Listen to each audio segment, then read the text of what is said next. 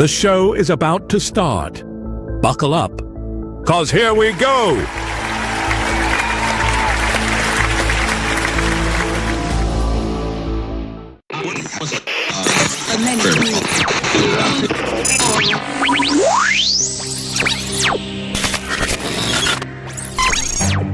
What you know you can't explain. Buckle up. But you feel it.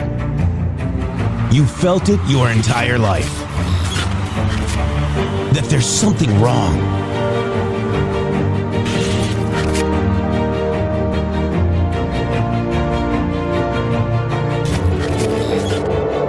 You don't know what it is, but it's there.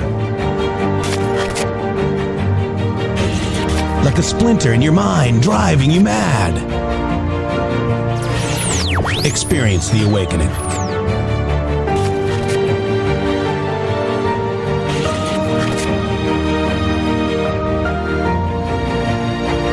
Brilliant anonymous researchers.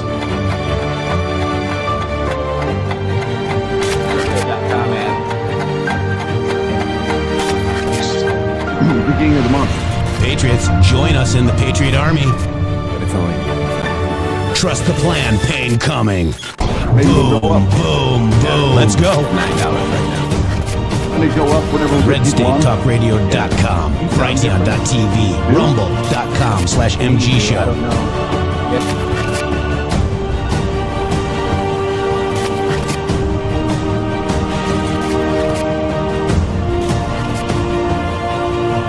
The end won't be for everyone. That choice to know will be yours.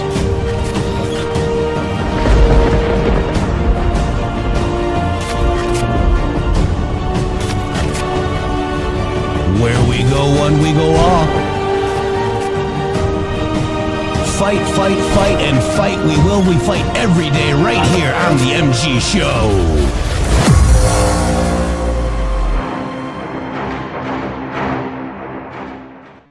Welcome to the MG Show, where the truth is learned, never told, and we're always wrong until we're right. And looks like Steve Baker, USA, Kyle Seraphin, the whole network is wrong about the J6 bomber, as it's not even a woman. Boy, the Blaze has some splaining to do, hey? Oh boy, good morning. It's Thursday. We're not even to the end of the week yet. You've already had 3.5 days of winning. Let's just add another 2 to it. Yes, Jeff, that would be correct. They are.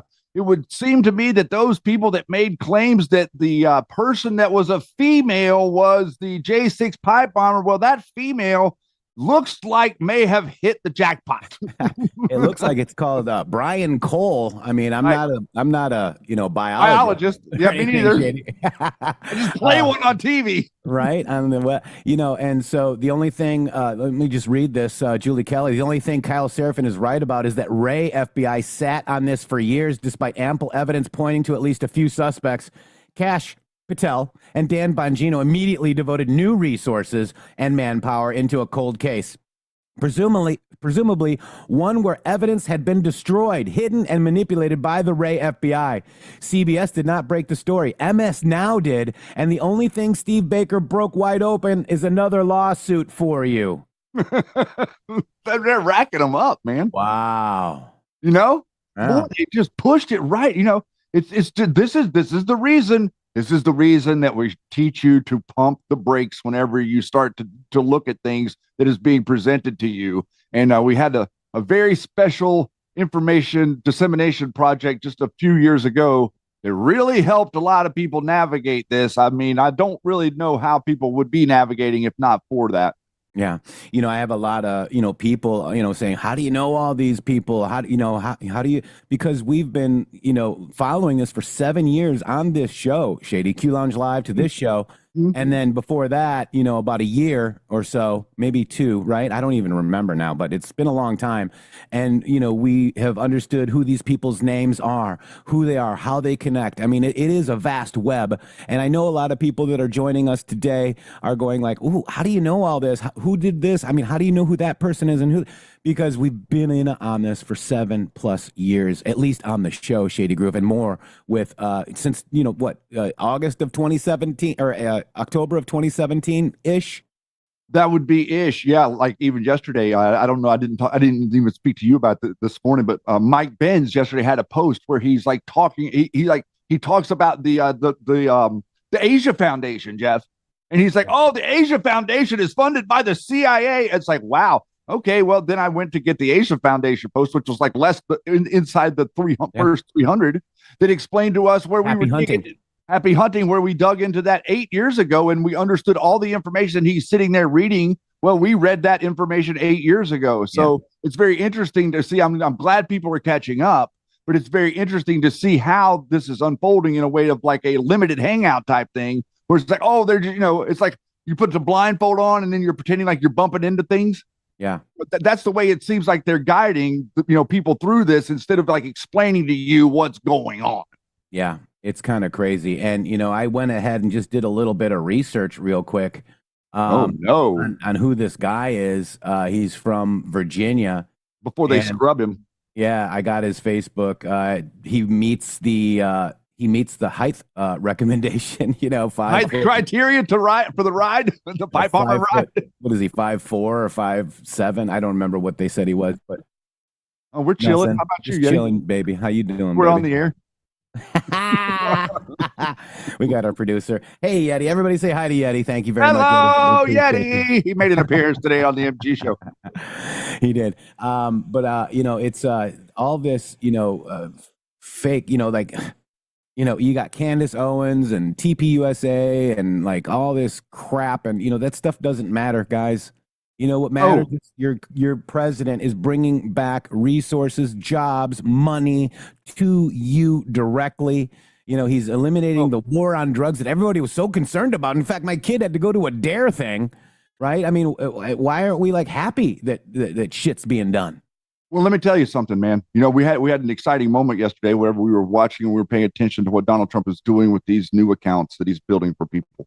But as I've been like thinking this through and like seeing a little bit larger picture of this overnight and expanding on what the future could be, man, I'm telling you, like you're talking about like all these people that are born for the next three. Number one, I think this is a program that they're going to implement that will continue to be implemented. There would be no reason for us not to give the ability for the future people. They're saying this is going. If you want to make $5,000 donation in a year, that's a tax-free donation for you to put into that as it builds. That's going to also be, these accounts are going to be connected to the stock market. So like an IRA or a 401k, it's going to grow with the market as the market grows. So, I mean, you're talking about generational wealth, guys. I just really want to express, like to all you young people out there, get busy. Yeah. Get busy making America wealthy again, because you can do it by having children right now. Because what Donald Trump is essentially doing is he's taking everything that we've been talking. Jeff was just explaining the 8 years we've been talking about this stuff. What have we been talking about? Bottom line, the way that you were sold out by your elected elite class, your representative class sold you down the river. The way they sold you down the river. That's really what it's about. Government corruption. It's not about a social issue. It's not about trans. It's not about bi. It's not about any of these things that has to do with social issues. It's about the economics, stupid. And everybody is doing their dead level best to distract you and try to deter you or isolate you or make you some sort of slave to some sort of narrative so that you will not see what's actually going on. Because generational wealth means something big. It means that the country that was stolen from you and put on the off books records of the global elite is now being taken out of their coffers and handed back to you. Yeah. That is an amazing thing. And piece by piece, that is exactly what Donald Trump has been doing. He's been putting back together what it was that your founders foresaw America to be, so that one day, like I said yesterday, 18 years from now, these people are going to have, these people will not need social security. So if you're talking about like, okay, how do we fix social security? Donald Trump just did it. This fixes social security. This leaves enough money for the people that are currently paying into social security till you're done. But this generation that is currently being born won't need it. Yeah. Therefore, it won't break it, and we can grow as a country. Part of the reason that we can't grow as a country is because there isn't enough government oversight to deem the welfare back to us. Yeah. So, this is an amazing moment that we're all in. It really is. And then today, President Trump meets with Rwanda and the Congo presidents. Another peace deal, possibly, Shady Groove. Is that what we're looking at? I think yes. I think I can't be excited enough. I can't be excited enough to be here to explain it to you, and I can't be excited enough to have the opportunity to be able to talk to people around all of the nonsense that people are trying to confuse you with. Because, like you said this morning, Jeff, all they want to do is to get you to the point of confused, and then they've got you. Yeah, and chaos, confusion, fear, uncertainty, doubt. Right? You know, they said that I made the post that the FBI, arrested some dude, right, in relation to the J6 bomber, and they said it's probably not even that guy. You know, people don't even believe anything anymore. And not to say that you should or shouldn't, but come on, sometimes you got to let the process play out. This guy was arrested. There is new evidence. They put new people on the cold case. Because of Ray, they slid it under the rug. The very same people that are attacking Cash and Dan were part of Ray and Comey's FBI. I mean, it's starting to 1 + 1 = 2, doesn't it? It does. And haven't we talked about the way that they're trying to liquefy reality? Yeah. So what happens? So just think in your mind, Occam's razor. What happens when you liquefy reality?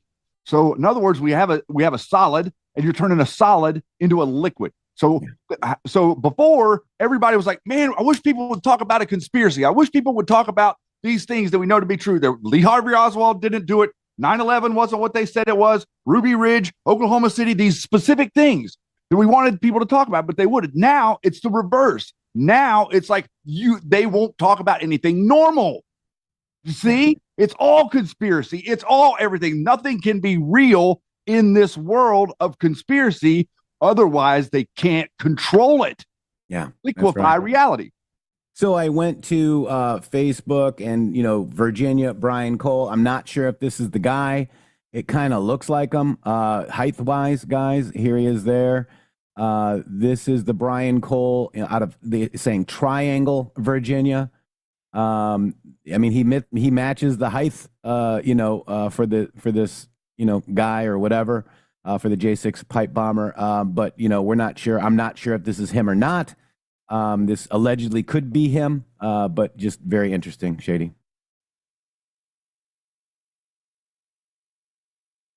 So, before that gets scrubbed, I got a copy of it. You got it, and it will be scrubbed if that's him. And that if we look through a number of them, I looked through a few of them too, and that does look like the best match.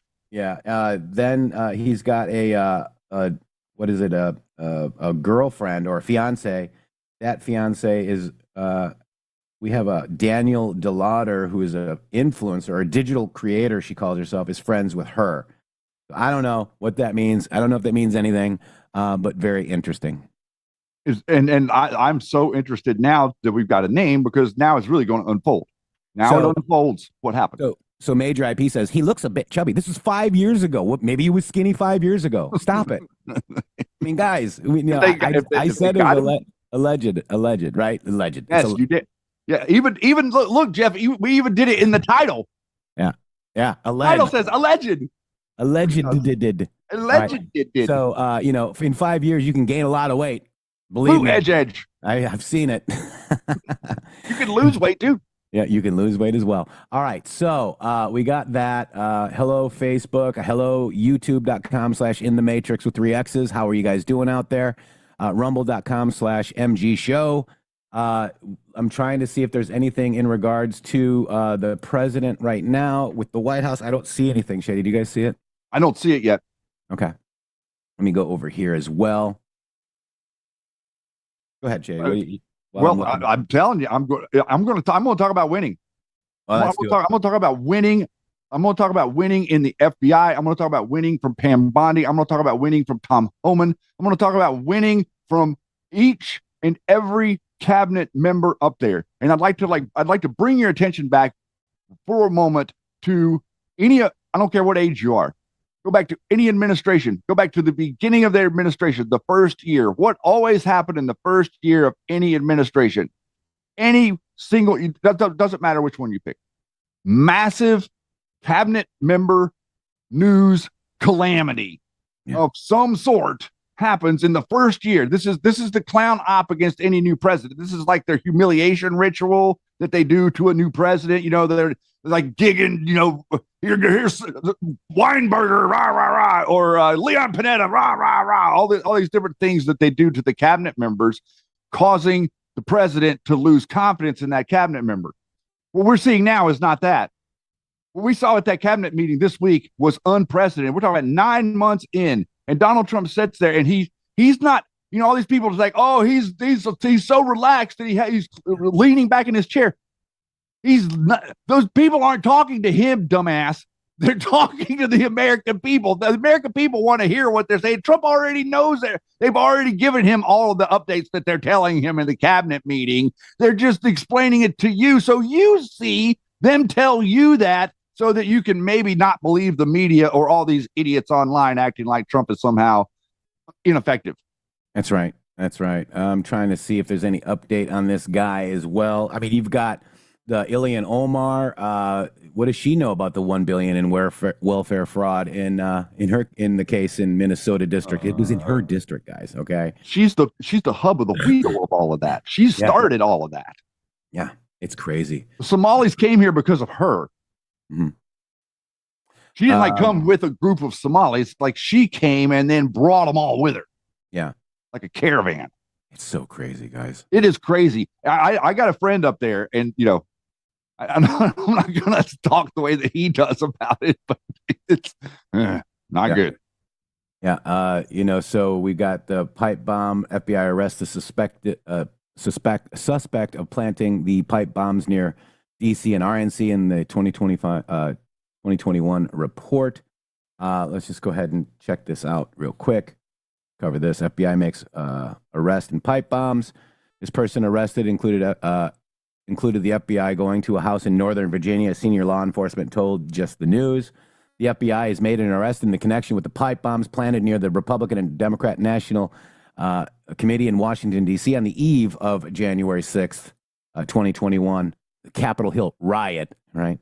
The arrest Thursday comes after nearly 5 years investigation into identify the pipe bomber who in a surveillance video appears to be a male in a hoodie, gloves, and face mask. The person arrested is a male, and the arrest included the FBI going to a house in North Virginia.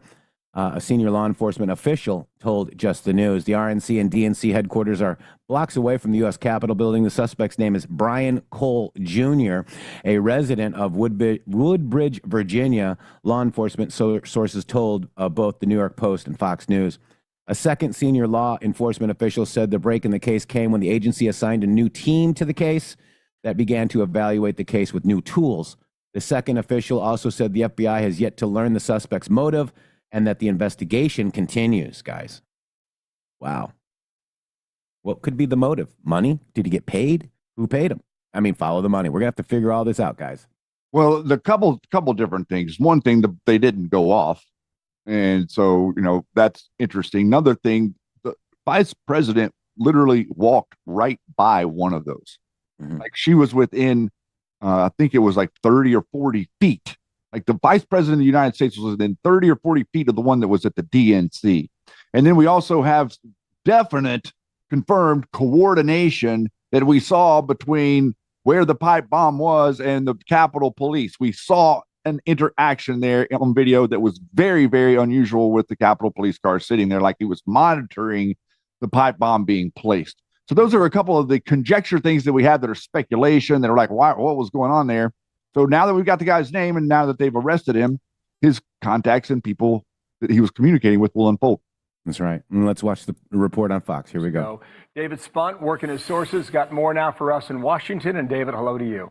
Hello, this is a big deal, Bill and Dana. It happened January 5th, 2021. A mysterious person covered from head to toe placed pipe bombs outside both the Democratic National Committee and Republican National Committee here in our nation's capital. We don't know the suspect's name or anything about this person other than the fact we do now. A male that was living in Northern Virginia arrested at some point within the last 90 minutes now in federal custody. I'm told we'll know more as the day moves on, and as soon as we have the information, of course, we will break in with that. But just this past October, a couple of months ago, the FBI put out this enhanced Video and pictures of the masked suspect planning pipe bombs near a bench outside the DNC in Washington on January 5th, 2021. That guy looks chubby. Before the attack on the U.S. Capitol. The suspect then placed the same type of bomb outside the RNC minutes later. The suspect, as I said, wore a face mask, hooded sweatshirt, glasses, gloves. But using FBI technology, agents told the public the suspect they believe is around 5'7". We'll see, Bill, if that rings true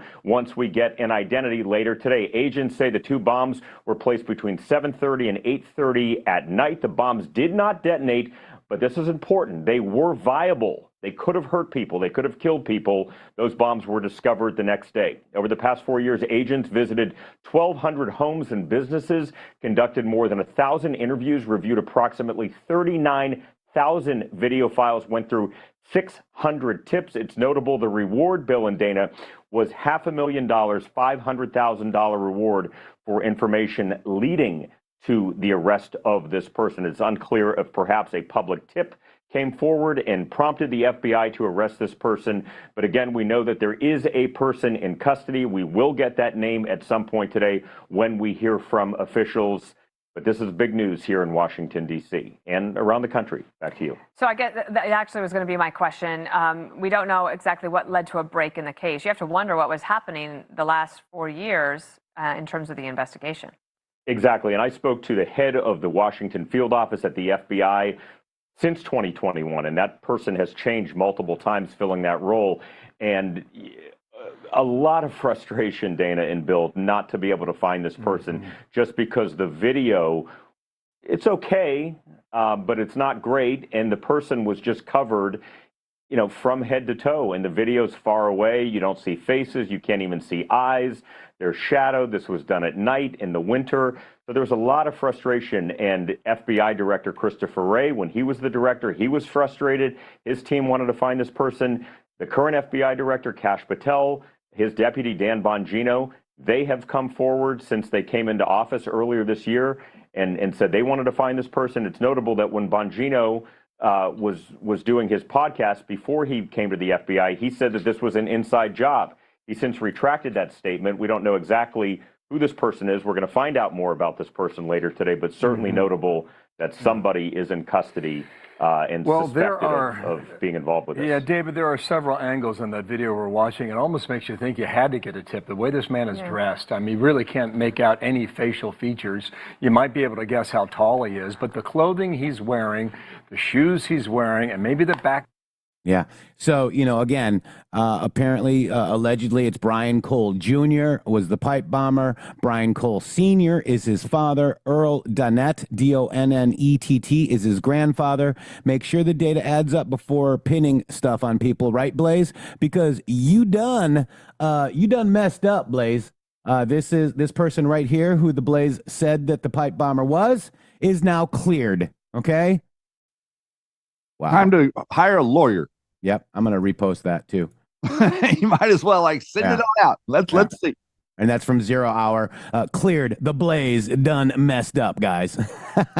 And there is recently at 11:51, just before coming on the show, FBI activity at the home of the pipe bomber suspect. They're in there getting forensics and doing the. It only took new leadership to get this, Shady Groove.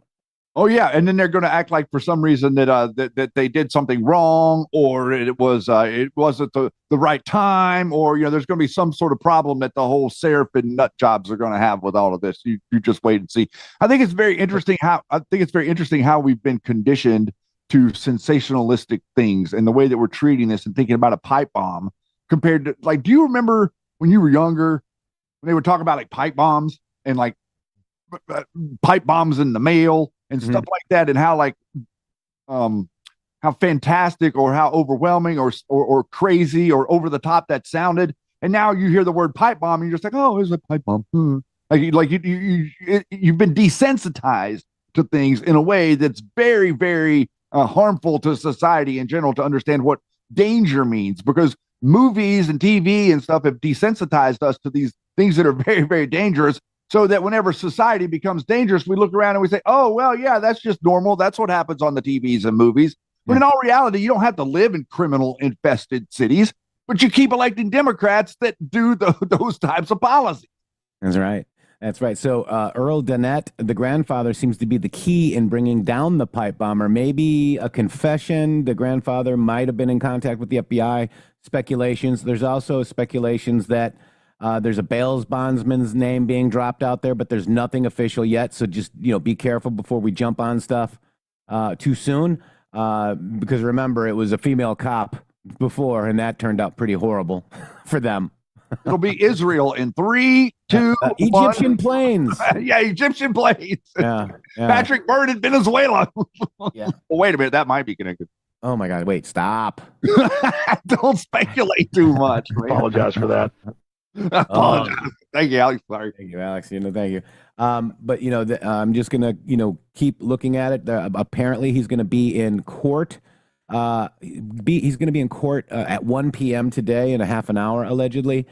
So let's just wait to hear what happens. I highly doubt we're going to be able to see anything anymore. Like, you know what I mean? Nobody brings stuff into court anymore. It's like, why can't we see what's going on in our courts? Well, we used to, but that was back in the days of OJ, man. Whenever they wanted you to have the sensationalistic TV. Now they don't want that. They don't want you really understanding. Too many people will learn things by watching real things happen. Like they might decide to not make a fight. If they see what happens in the court in the process, and how people are treated in there. Maybe we need to have the cameras in the courts, guys. Come on. yeah, maybe that would be a deterrent. Do you think? Yeah.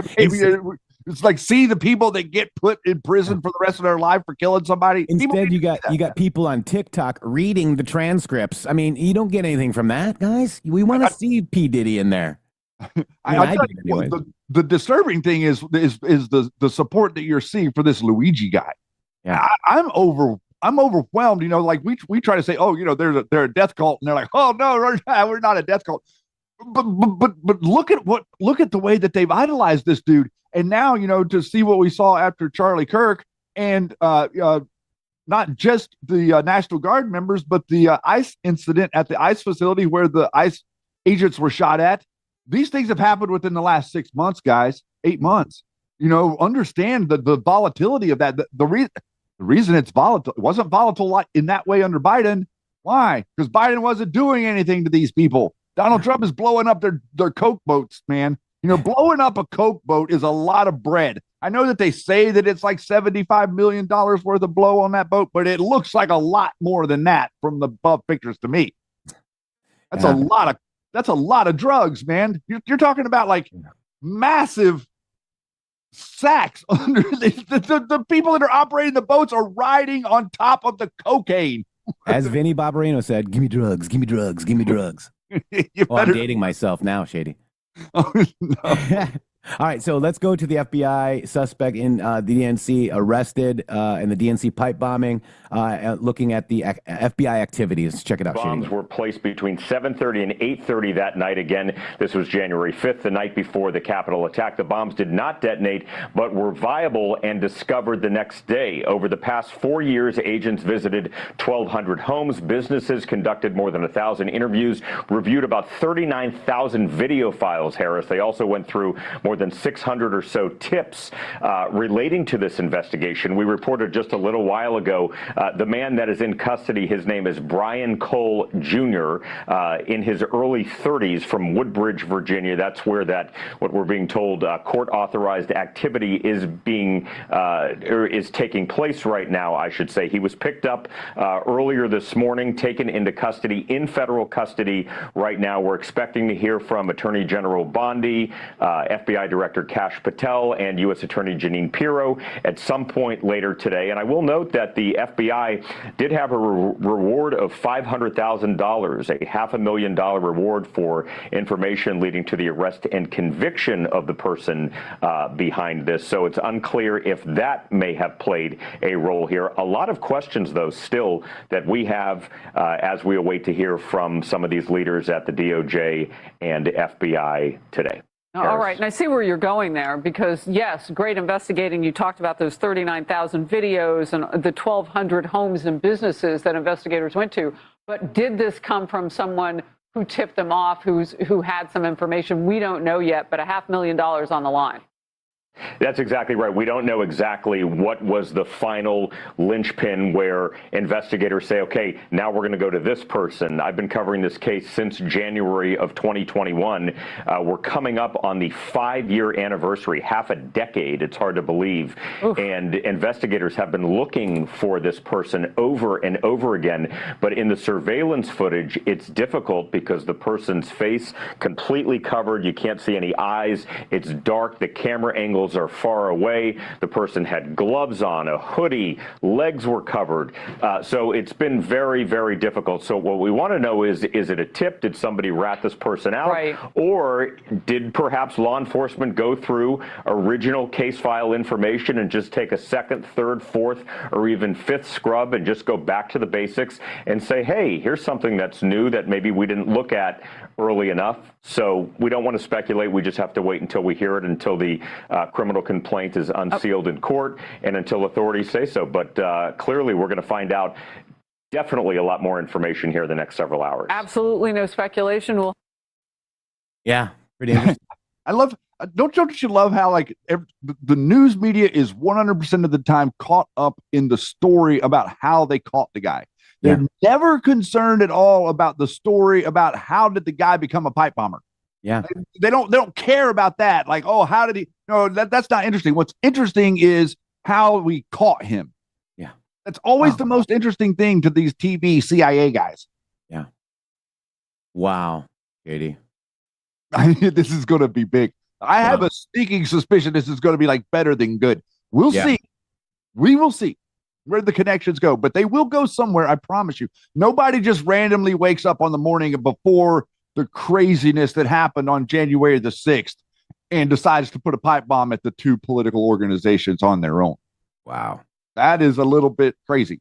And then here's the for planting, right here. There's the pipe bombs outside of the activity outside of the home, Shady, near the U.S. Capitol complex. It's been nearly 5 years ago that this happened. That's about 30. That's crazy, guys. Also,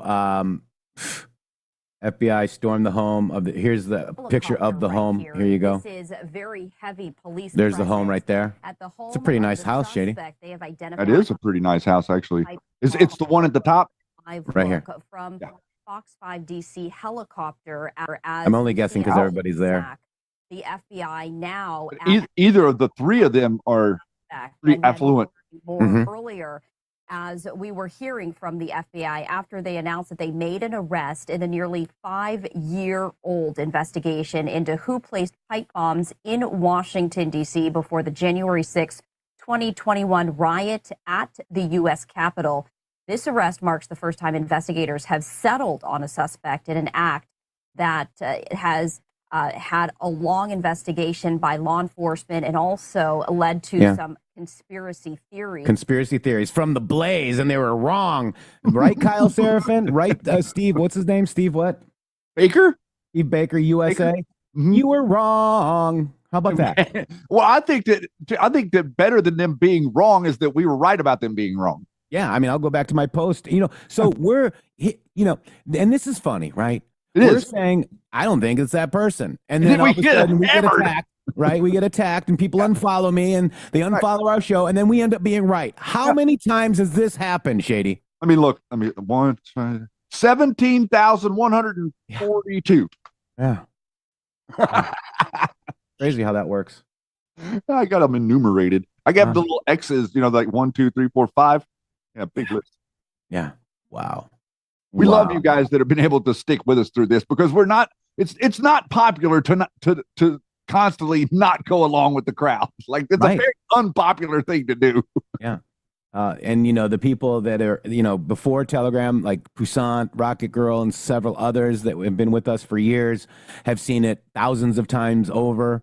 Then the Telegram people started seeing people befriend us, and then they turning on us. So and we've been right, guys.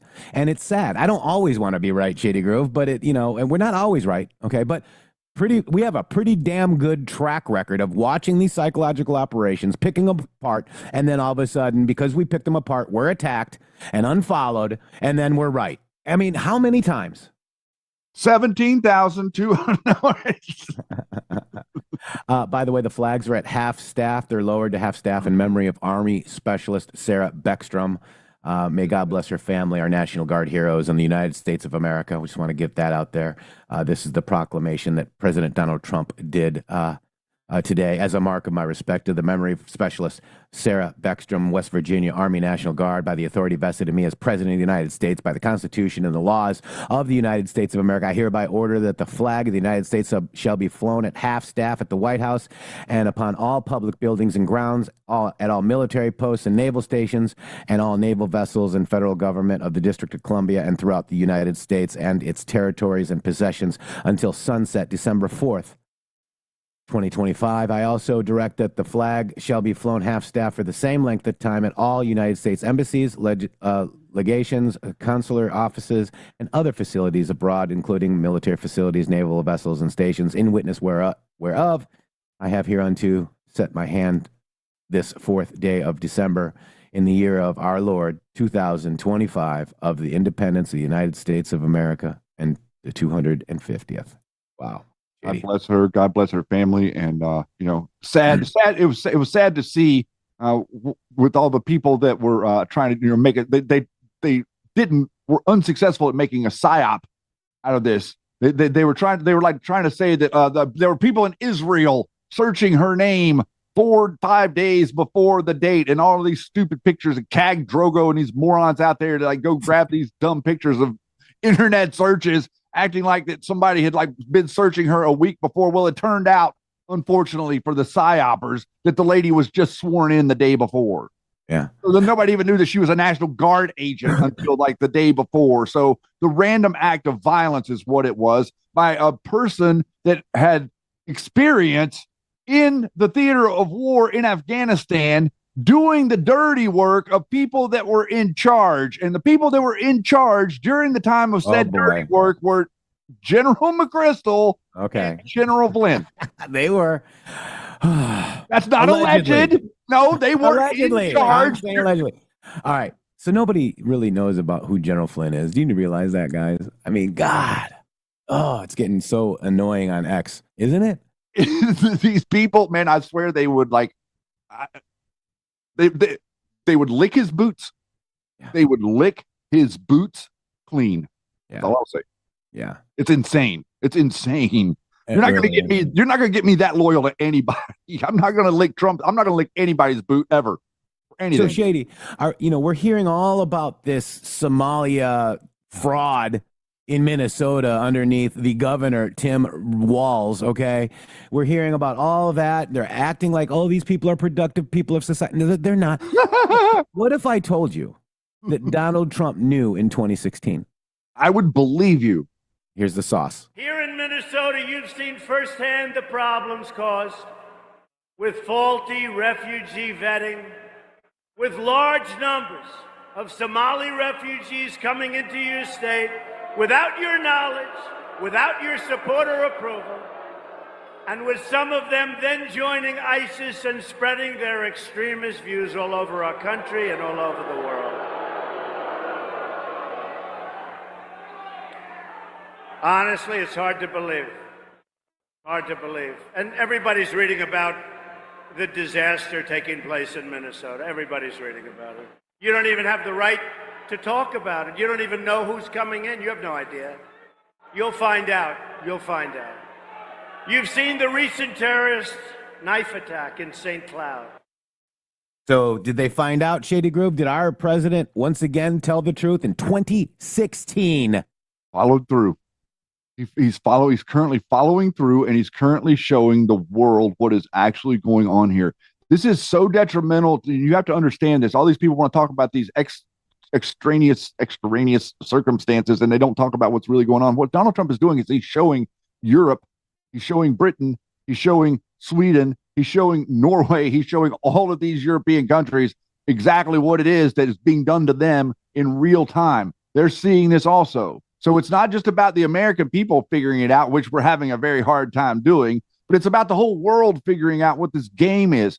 Once the world realizes that illegal immigration is exactly the same as the slave trade, we'll wake up.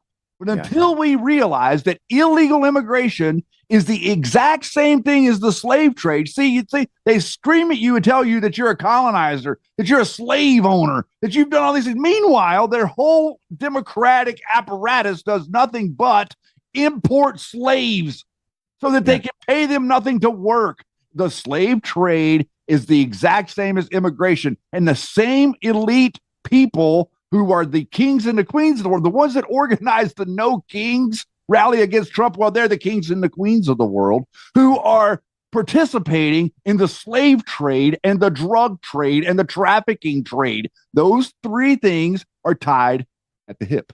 Yeah, exactly right. Shady Groove, let's go ahead and do this one real quick. It's crypto.com again. Let's be clear. Cryptocurrency is no longer emerging. It is here, guys. And this latest move cements that reality in one of the biggest ways yet.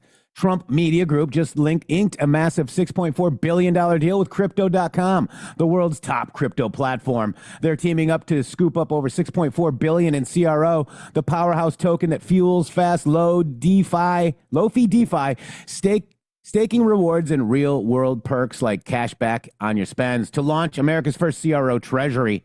When it's done, this new company will be the biggest CRO holder out there. Do you want in on the action? Head on to crypto.com today and grab some CRO. Let's make crypto great again. Let's do it. Boom. Wow. So Trump knew about the Somali crap in 2016, Shady. Uh-huh. But he was too busy being impeached by all these people that were in his administration, screwing around, Shady Groove, the Democrats, the impeach them for this, impeach him for that, and do this, do that. They know, guys, knowingly. They are knowingly hiding this kind of corruption in your country. But Donald Trump is bad, Shady. Yeah, I'm gonna go pull this up. I don't think I talked to you about this either, but I'm gonna go get this little clip with the flag here while you're moving on to the next thing. Okay. This is crazy. I hadn't seen this. I mean, I think that most of America would have no idea unless you're obviously living there in Minnesota. You're not going to even know that this occurred.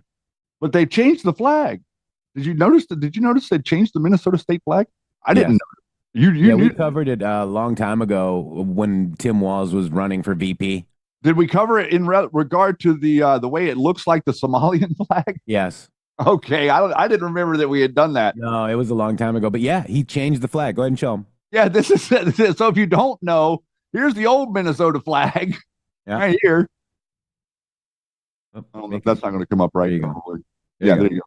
Yeah, so the old Minnesota flag on top, and this is the new Minnesota flag on the bottom, and these are the different eras of the Somali flag. Wow. So it's not a joke. And then I got a little clip here of look at this one. You're gonna love this. Let's see if this plays. Here we go. Come on, Tim. What are you doing over here, Tim? He's loading. He's loading. Oh. All right, ready. Whoa, wait a minute. This is the clip we played. Yeah, I tagged this clip with the flag. I went and got it. Yeah. Go. Oh yeah, he's replacing the flag. Yeah. So his loyalty Somali flag. Wow. Might just be to Somalia. I don't know. Wow, guys. That's better. That's better. There you go. Whoa. Wow. Real quick, Shady Groove, what have we been talking about for 4 years? NGOs, right? Oh yeah, foundations and institutes for a reason. Stupid. So this is it right here. Rep. Tim Burchett, guys, is halting all NGO funding amid national security concerns. Wow. President Donald, what? I said, whoa. Yeah. Thank you for your continued friendship and your efforts to save our country. I write today to express my deep concern regarding the U.S. government's funding of non-governmental agencies. As you know, NGOs receive federal funding to fill gaps in areas where government action falls short. In practice, these organizations misuse taxpayer dollars in ways that undermines the U.S. national security. For example, after President Biden's disastrous withdrawal from Afghanistan, NGOs were found to have directly and indirectly funded the Taliban, with estimates exceeding $5 billion. Domestically, NGOs facilitated the influx of millions of immigrants from third world countries into communities across our nation. In 1992, NGOs have worked tirelessly to import roughly 80,000 Somalians into Minnesota, a state located in America's heartland. This invasion has fueled rampant fraud within the Somali community, with over $1 billion stolen from child nutrition and social service programs and laundered to terrorist organizations. Isn't that great? In light of the issues mentioned, I respectfully request that you suspend all disbursements to NGOs until additional government oversight mechanisms are established. This is essential for ensuring that taxpayer funds are used responsibly and in accordance with the law. Thank you for your attention to this matter. Sincerely, Tim Burchett. We want all. This is exactly what we've been advocating for. This is 100% what we've been advocating for. Whenever I did the search here locally, I told you guys the other day, 530 NGOs right here in the tiny city that I live in, less than 100,000 people here. There's 500 of these things registered, and they're all registered, and they take money from the government. Hey, Jeff, did you see I'm going to add to that good news that they've now suspended SNAP benefits to like 20-some states. 23 states have now suspended SNAP benefits, guys. You know why? Because the state is refusing to share with them who the people are that are getting the benefits. So the states are absolutely refusing to share with the federal government who is, see, if you need federal, we all believe in freedom, but if you need federal assistance, your freedom kind of goes away a little bit. You got to suck it up and submit your information and say to the government, hey, please, can you guys help me out? That's fine. We're all willing to help you out, but you're not going to be anonymous. And so the states think that they can keep all these people anonymous to keep the money flowing. And the administration has said, nope, you're not going to get any SNAP benefits on any of your cards for anybody until you give us those that data. So therefore, think about how that's waking up people in the states that aren't getting their EBT cards right now. And just in, ICE operations are surging in Minneapolis, St. Paul, focusing on the Somali community and other illegals. Music to our ear, like a symphony. Watching that for us, and where are we now? Garrett, good morning to you. Yeah, Bill, good morning to you. Federal agents are now on the ground in the Twin Cities, focusing on the Somali community and anyone who is in the country illegally. We know they have been stopping some folks out on the street asking for their IDs, also going door to door looking for specific individuals. All of this, as you mentioned, comes after those massive fraud schemes in Minnesota that involved mostly folks from the Somali community, fraudulently charging the state more than $1 billion for social services that were never performed. When Congresswoman Ilhan Omar, who's become the face of the Somali community in Minnesota, was asked why the fraud got so out of control, she said this. I think what happened is that, when you have these kind of new programs that are designed to help people, you're oftentimes relying on third parties to be able to facilitate. And I just think that a lot of the COVID programs that were set up, they were set up so quickly that a lot of the guardrails did not get created. President Trump and Republicans are railing. Didn't she look happy about that? That was weird, huh? She's like, those guardrails. Smiling out. Those guardrails didn't get created, so we slipped right in, plugged in, and then sucked all the money out. Against Governor Tim Walz, and the House Oversight Committee, which has launched its own investigation into the fraud, is now requesting documents, records, and communications from. Yeah, good. It needs to happen, guys. Wow. I mean, eye-opening. Ilhan Omar does have some issues. I mean, she married her brother, bro. Not only did she marry her brother, she married her brother so that they could get proper status as an American. Yeah. It was all a big scheme, and then they got all this funding and the money, and the next thing you know, she's getting elected to office. And then all of these people, there's like 80,000 people move into the area, and the next thing you know, every single election they win like there's no tomorrow, and somehow the normal people of Minnesota just sit there and take it. I don't even understand what's going on. But Shady, Minnesota would not be able to survive if it weren't for the Somali community. Let's test it. State Senator Zaida Mohammed says these attacks won't stop with Somalis, and their contributions can't easily be erased. We are in every industry, and Minnesota would not be able to survive nor thrive without the Somali community here. Ha! Are you kidding me? I'm so willing to like test that theory. Yeah, let's try. Let's try. Let's give it our dead level best. Yeah. The old college try. My God, people. These people are insane, Shady.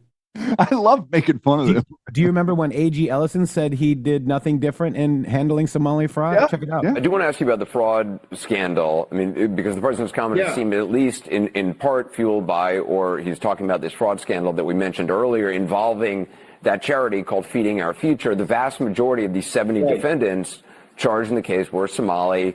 For perspective, those are nearly 80,000 Somalis in the state. How much... I mean, critics have said the state officials, including you and the governor, did not act fast enough or quickly enough to investigate charges of fraud against the Feeding Our Future and did little to flag their allegations to federal authorities. I know you said it was the federal government that didn't move fast enough. Is there something you wish you had done differently? No, we, first of all, the Department of Education denied claims when questionable claims were made about these meals. My office went to court, explained that to the court. A judge actually found the department in contempt for denying claims. And we cooperated fully and worked well with the FBI. We're glad that we took the action that we did. Yeah. You didn't do anything. You didn't take any action. I mean, wow, these people are just insane, Shady. And then, meanwhile, real quick, let me just play that. You're going to love this, Shady Groove. Listen to... Get me all riled up. Check this out. As much as Trump and his cronies want to act like we have no power to respond, the truth is we are more powerful than we think we are. And I want to underscore the importance of using every single leverage that we have at our arsenal, because we do have a lot of leverage. We need to make sure that those who are collaborating with the authoritarian regime pay a costly price. Wow, that's a threat, isn't it? I mean, and she's reading it. She's reading it off the paper that the NGO wrote for her. Yeah. So she's threatening collaborators of the Trump administration with her arsenal and says that they need to pay a costly price. Yep. Huh. Wow. Yeah, these people are known suicide bombers. Wow. Wow. I'm just going to say it. I mean, these Democrats are being crazed. I mean, it's off the chain ridiculousness, Shady. You know, I'm thinking whenever you're talking about the story a second ago with the NGOs, and I'm like interpreting it like, you know, these people are going to like, they're going to freak out and say, you know, all the people are dying. You're letting, you know, family starve. The kids are going to be without clothes. All these things about the NGO not getting money. They're literally claiming the constitutional right to import money and use that money to destabilize the country. Just think about the dynamic of the argument that's literally being made. They're saying that you can't stop them from utilizing this money to pay people to protest that don't really want to protest, to pay people to burn down buildings, to pay people to do all these things, to import immigrants so that they do it for you, import the immigrants so that they vote for you. All of these different things that are literally destroying the fabric of the country. They would claim a constitutional right to do that stuff to you guys. I just want you to recognize the absurdity, because we get caught up in the emotional empathy or the compassion or the sympathization of someone who's a victim or someone who has less opportunity than you do. And that's fine. That's great. That's a great thing to have as a person. But they can weaponize that against you. And so we have to, like, to some degree, resist this absolute onslaught of insanity, man. This is not just a little bit crazy. This is full out reality liquefying psychological operation insanity that we're all dealing with if you're at all on social media. Yeah. We're still finding out some more stuff here. Wow. There's more coming out about Delcia Cole, anti-Trump. Is that the girlfriend? That's the mom, I believe. Or wife, or... Yeah. And apparently he might be black. Not the guy that we showed you. Interesting. Yeah. Here's some photos here. This is the sneakers. I guess that was taken from social media. Right here. Damn, he shopped at the same store Ivan does. Yeah. Joking. Well, yeah, I mean, you have to be. Focus Social Club, Lunchbag Social.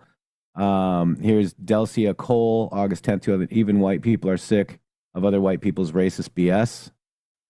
They're trying to kill us here. Terrible. This is systematic. I think the VA Department of Criminal Justice is at fault, as well as not for making this jail maintain standards.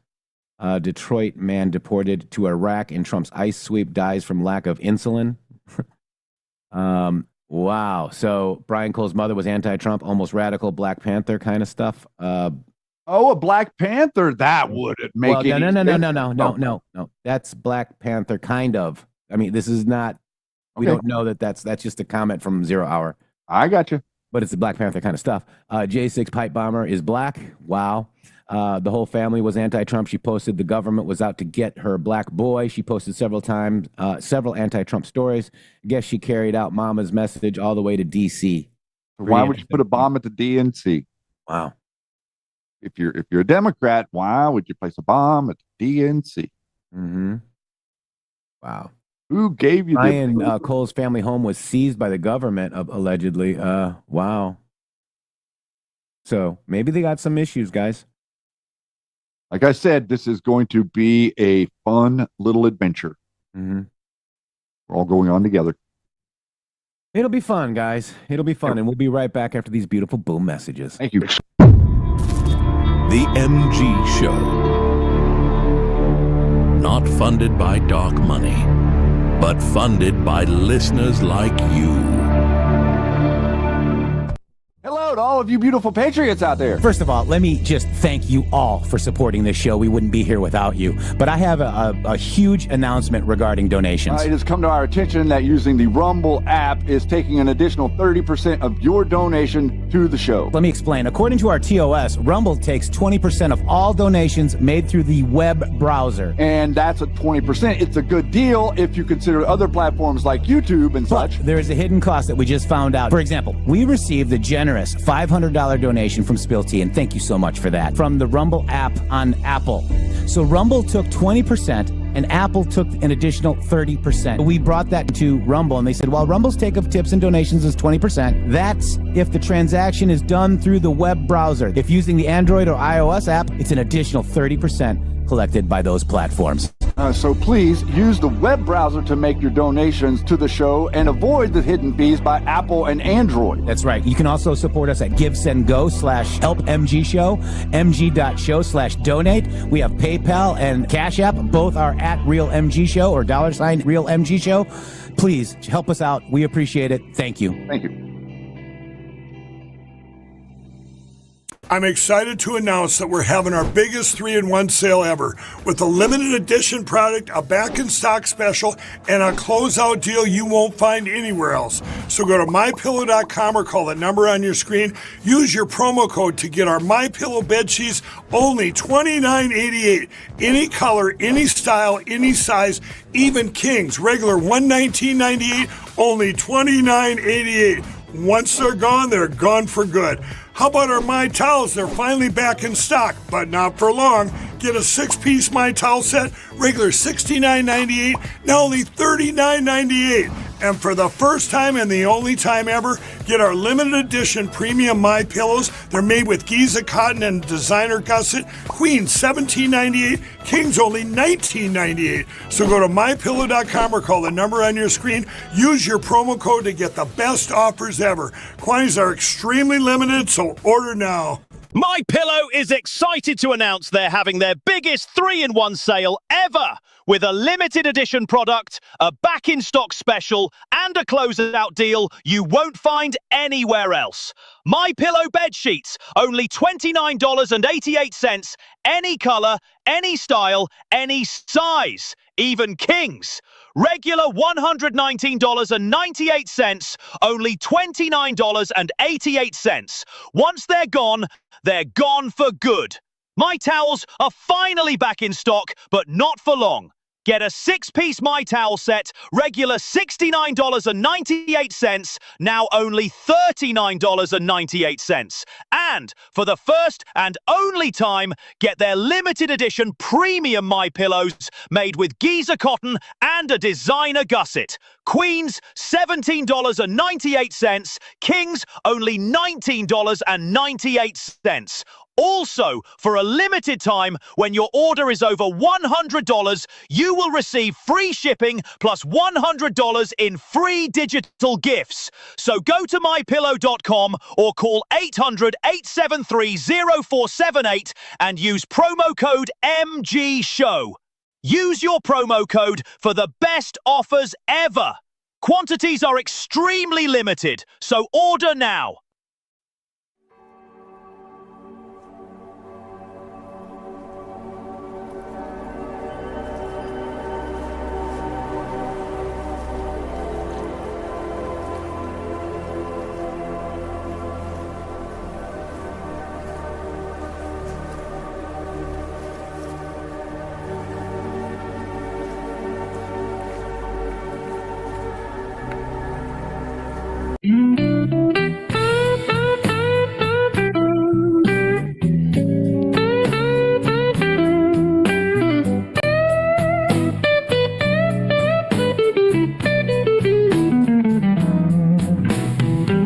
I woke up this morning,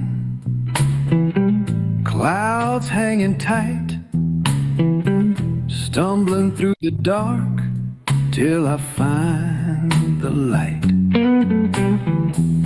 MG music humming low and tight. I'm always wrong till I'm right.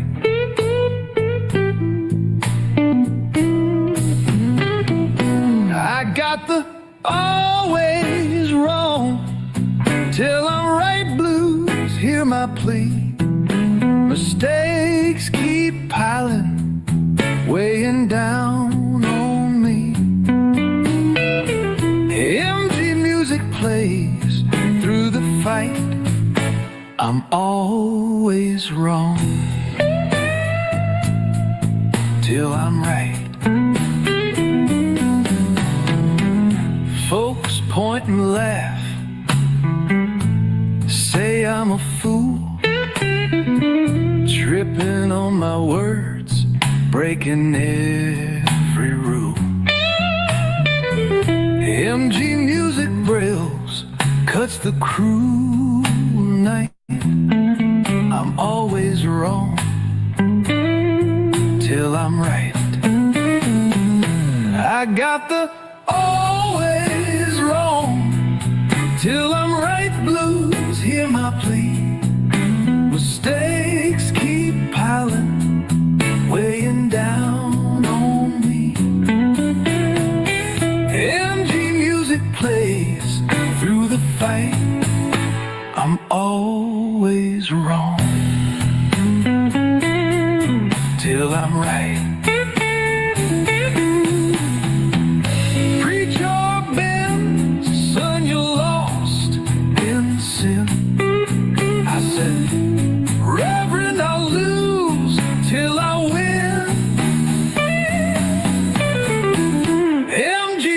Roars, my soul takes flight. I'm always wrong till I'm right. Preacher man said, son, you're lost in sin. I said, Reverend, I'll lose till I win. MG music roars, my soul takes flight. I'm always wrong till I'm right. So pour me some whiskey, let the night unfold. MG music hums a story untold. I'll crawl through the blues till the dawn's in sight. I'm always wrong till I'm right. right, Steve Baker, USA. I was right that it wasn't the lady that you said it was. And we're proud of that, Shady Groove. We're always wrong until we're right. You know, we look at these psychological operations, we wait, we watch, we see we see who's pushing it, and then we can pretty much tell you within, what, a day, give or take, Shady Groove? Yeah, I mean, really, what matters is you look directly at the evidence that they're presenting, and then you take your microscope and put it over the evidence and look through the microscope hole and see if the evidence shakes out. But whenever the evidence doesn't shake out, you report back, and then they all lose their minds and they have like a meltdown, and because everybody's already emotionally committed to whatever it was that they read. They read it, they get emotionally committed to it, and then all of a sudden you as the publisher have kind of stepped in it because you've committed to a story, and you can't work around it. That's why it's very, very important, and that's why this show takes a lot of time before we say anything about anything. Yeah. And I just want to give a shout out to 0 Hour 1. Believe it or not, we're friends again, guys, and I am pretty proud of that. I went ahead and went over to 0 Hour's post and said that we're reporting on him live because he is a really good, person that finds out who people are, Shady Groove. He's really good at that. We should send some people over to let him know that we're sending them over. He actually followed me also just a couple weeks ago.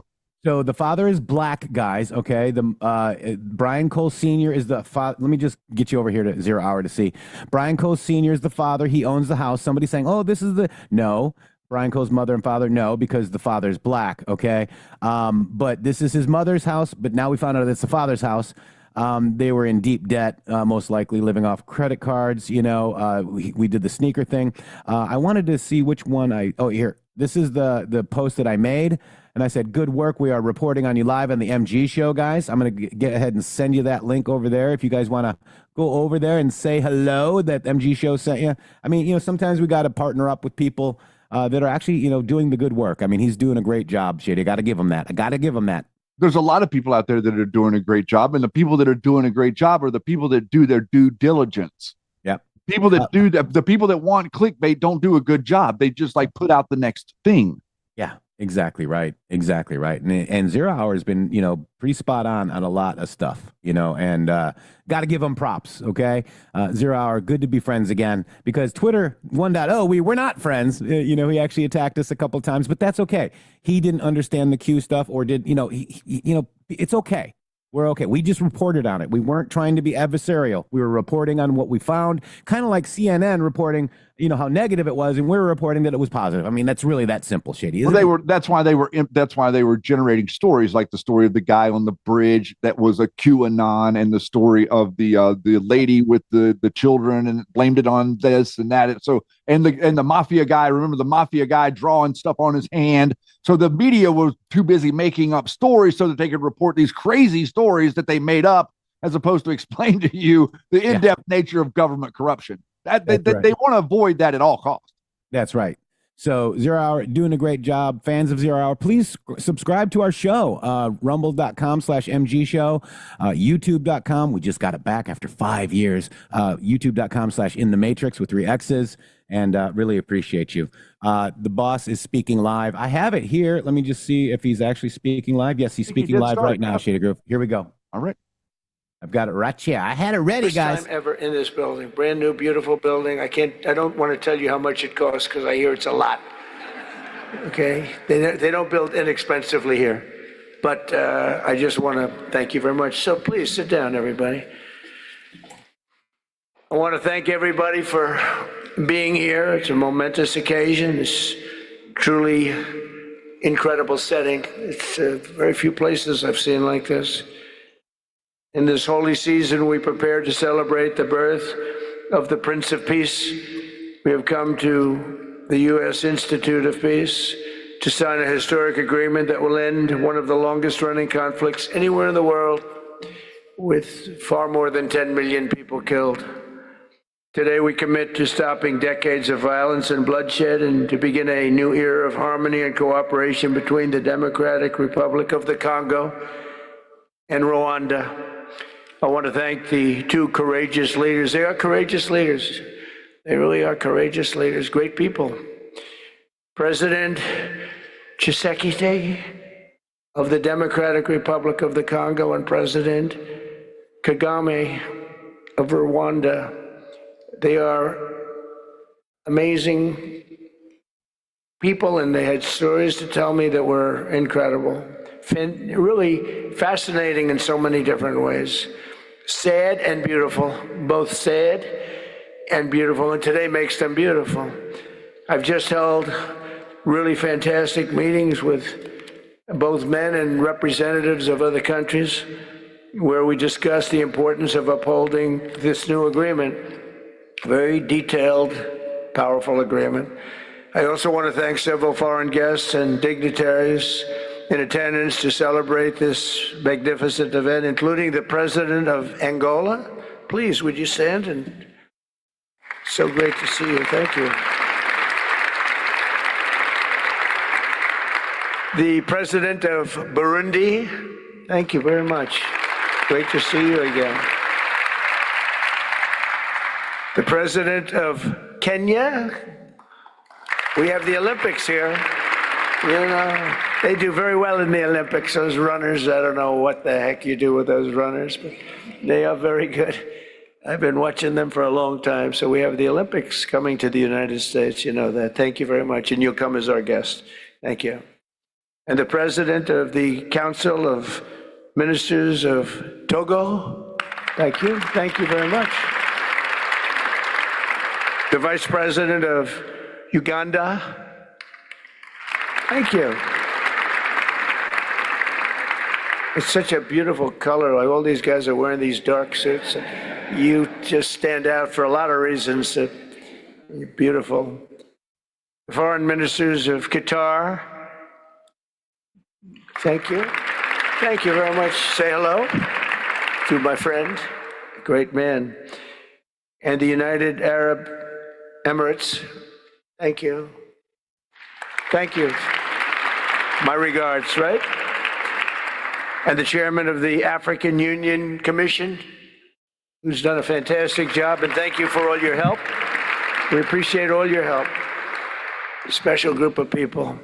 A very special thanks as well to Secretary of State Marco Rubio. Marco, please stand. Thank you. And thank you for putting a certain name in that building. I said, boy, that is beautiful. That blew up last night. They said, that's a great honor. It really is. On this building, it's a great honor. Thank you very much. I assume you had a lot to do with that.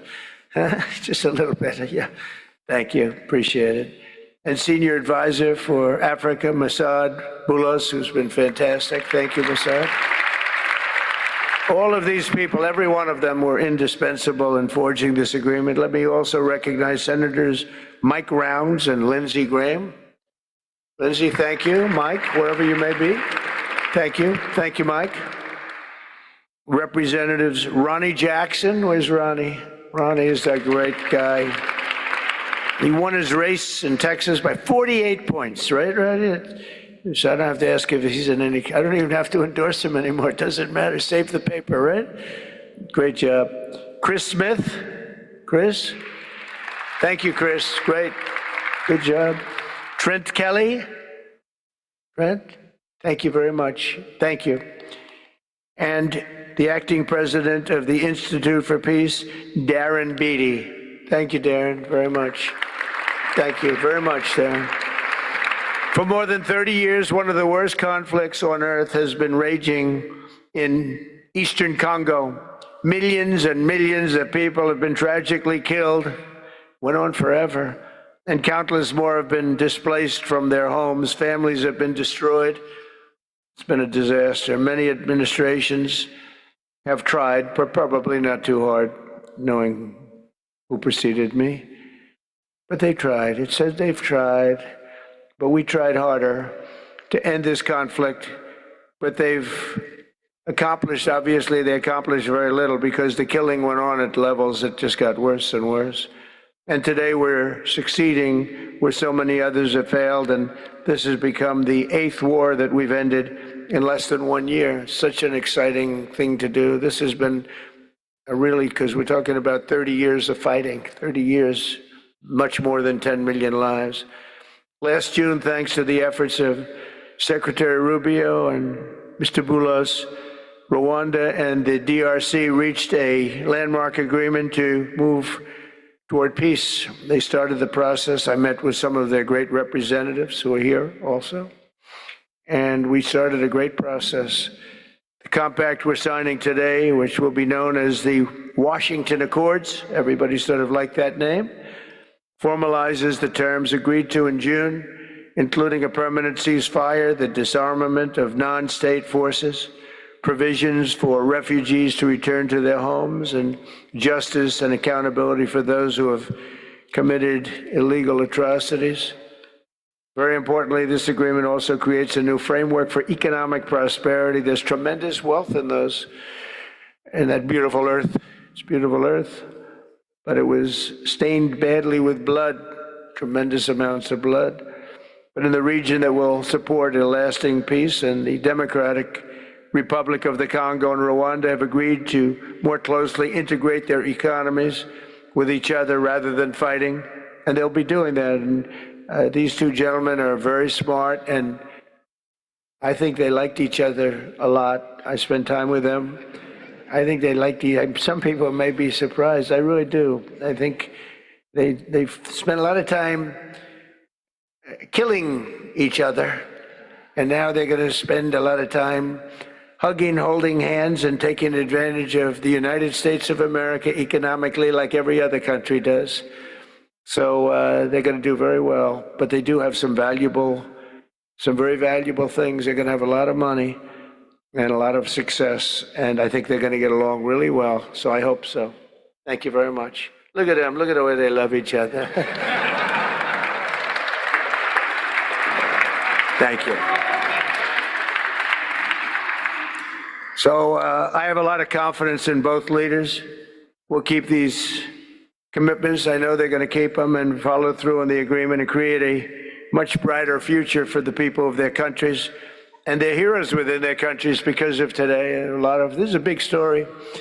And so much is being written and said. All of the newscasts have it up at the top of the list. And they are heroes, and we want to keep it that way. Today, the United States is also signing our own bilateral agreements with the Congo and Rwanda that will unlock new opportunities for the United States to access critical minerals and provide economic benefits for everybody. And we'll be involved with sending some of our biggest and greatest companies over to the two countries. And we're going to take out some of the rare earth and take out some of the assets and pay, and everybody's going to make a lot of money. These are just two of the many new agreements related to mineral supplies that my administration has achieved this year, including with Australia, Japan, Kazakhstan, Malaysia, South Korea, and many other countries. With all of these agreements, we're forging new economic security partnerships that protect the interests of America and our friends and partners, and a core feature of my administration's national security strategy, a big part of which is the tariffs. We're taking in trillions of dollars in tariffs. Nobody's ever seen anything like it, and it's given us really great national security. We'll be paying down debt. We'll be making distributions to people, and we're really doing a job.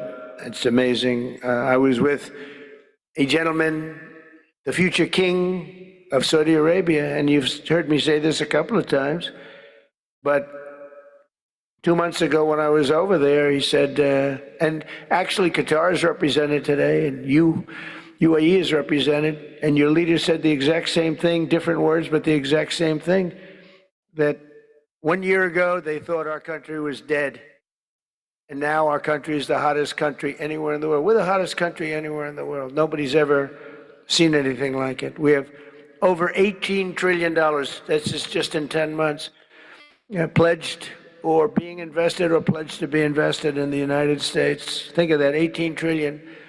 The highest amount we've ever had is 1.5. Under the Biden administration, they did much less than 1 in 4 years. Think of that. So they did less than 1 trillion in 4 years. We have 18 trillion in 10 months. It's going to be much more than that, too. No other country in history has ever been close, no matter what country you pick. So I want to thank you again, everybody, for your great vision, and I want to thank the people, especially the people that we named. Some of the others that unfortunately we didn't name, we just couldn't do that.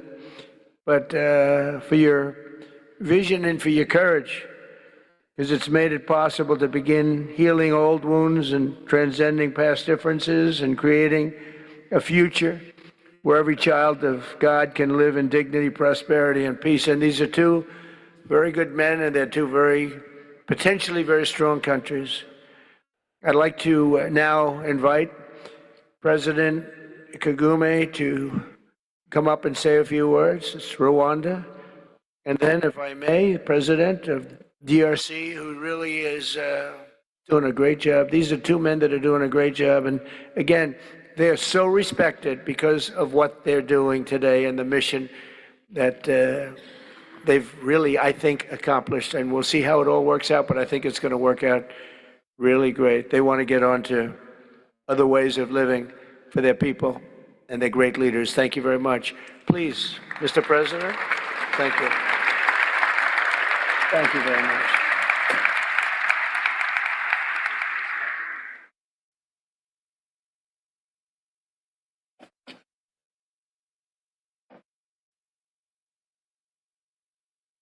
Excellency Donald Trump, President of the United States of America, Excellencies, heads of state and government, and former heads of state, distinguished ladies and gentlemen, I want to begin with some words of thanks. First, my fellow heads of state and government from Africa, your presence here confirms that these efforts enjoy the broad support necessary to succeed. I also thank Minister of State Kulaifi, representing His Highness Sheikh Tamim bin Hamad of Qatar. The role of Qatar has been absolutely central in getting us to this point. But of course, the biggest vote of thanks goes to President Donald Trump. No one was asking President Trump to take up this task.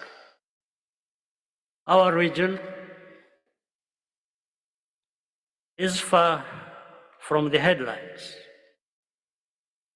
But when the President saw the opportunity to contribute to peace, he immediately took it. This conflict has lasted for 30 years. We have seen countless mediations and efforts, but none has succeeded in resolving the underlying issues. President Trump introduced a new and effective dynamism that created the space for breakthroughs. His approach is even-handed, never taking sides. He orients us toward the future, not the past, emphasizing that the dividend of peace is prosperity and investment, including from the United States. More importantly, President Trump's approach is pragmatic. The process has not become an end in itself. All of these elements filter down to his dedicated team, and here I want to single out Secretary Rubio and Masad Boulos for special appreciation. Would not be here today without their efforts. And as a result, we have the clearest and most viable path forward that we have ever had. These accords provide everything needed to end this conflict once and for all. If this agreement falters and things do not work out as they are supposed to, the responsibility will not lie with President Trump, but with ourselves. It's up to us in Africa, working with our partners to consolidate and expand this peace. There will be ups and downs on the road ahead. There is no doubt about it. Rwanda, I know, will not be found wanting. I can assure you of that. Our only objective is and has always been for our country to be safe and secure after having endured so much tragedy. We now only want to look forward in confident expectation of a prosperous and stable future. He's only on his second sentence, guys. Stay tuned. Oh. Excellencies, I thank you for your kind attention. What a great speech. Guys, this is historic. This is delivering peace in the Congo, guys. They've been shredding each other over there for decades. And Rwanda, yeah. I mean, there's a couple of movies that were made about it. I think that was like before Obama was even the president. Whenever a lot of this stuff really amped up. Imagine that, color revolutions, huh? Yeah, and the children that were kidnapped over there and all that stuff. I can't remember the name of that organization, but that was part of this conflict. Thank you, Cram. Thank you guys for supporting independent citizen patriot journalism. Thanks, G Brothers. Donald Trump. Ladies and gentlemen, dear members of the delegations, distinguished guests, as we have just placed our signatures at the bottom of the joint declaration enshrining the Washington agreements for peace and prosperity, I do feel, on behalf of the people of Congo, a deep gratitude and clear hope. First of all, I would like to express quite solemnly our deep thanks to the President of the United States of America, Mr. Donald Trump. I would like to thank his administration and also wish to thank the American people for the critical role that they played for the rapprochement, the closening between the Democratic Republic of Congo and the Republic of Rwanda.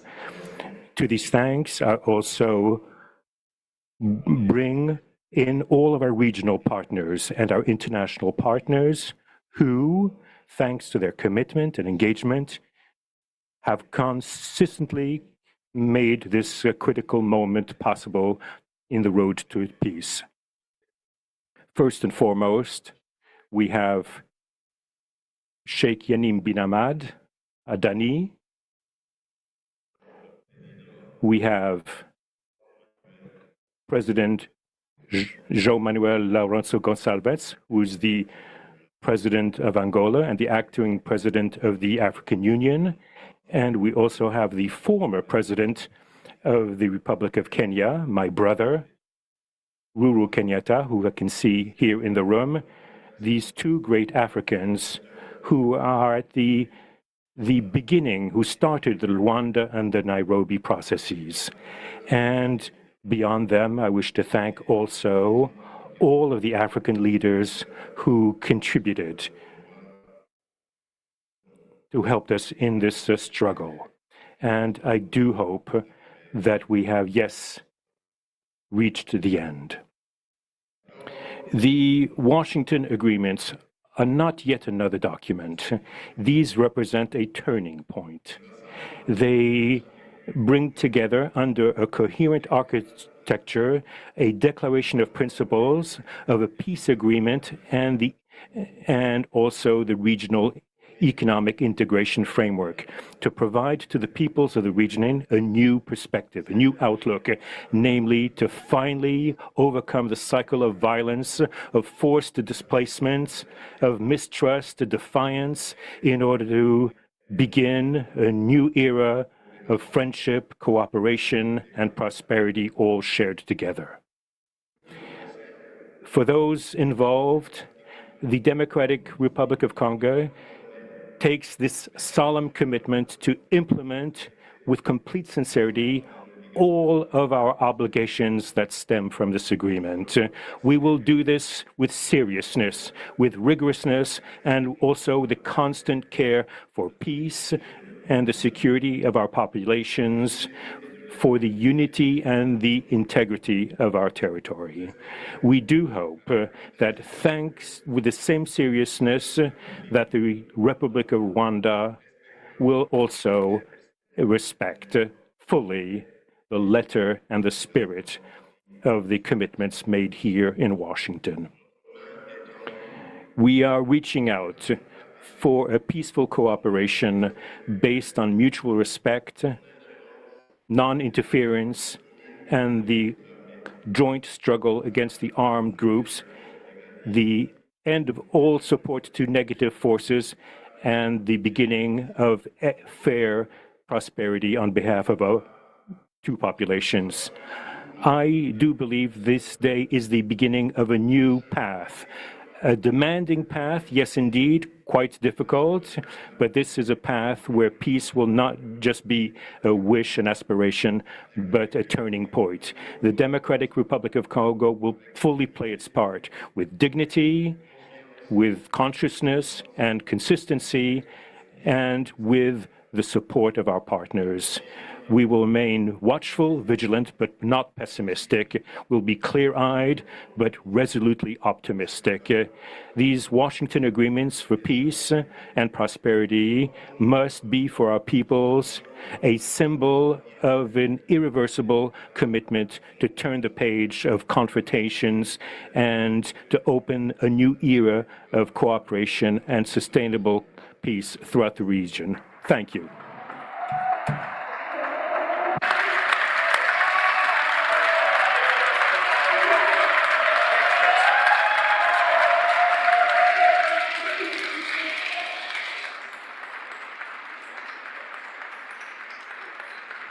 So, if I might, my four new friends, a couple of cases not that new.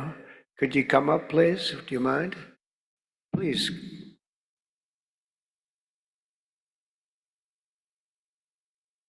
They represent so many and so well, so I just want to thank you very much.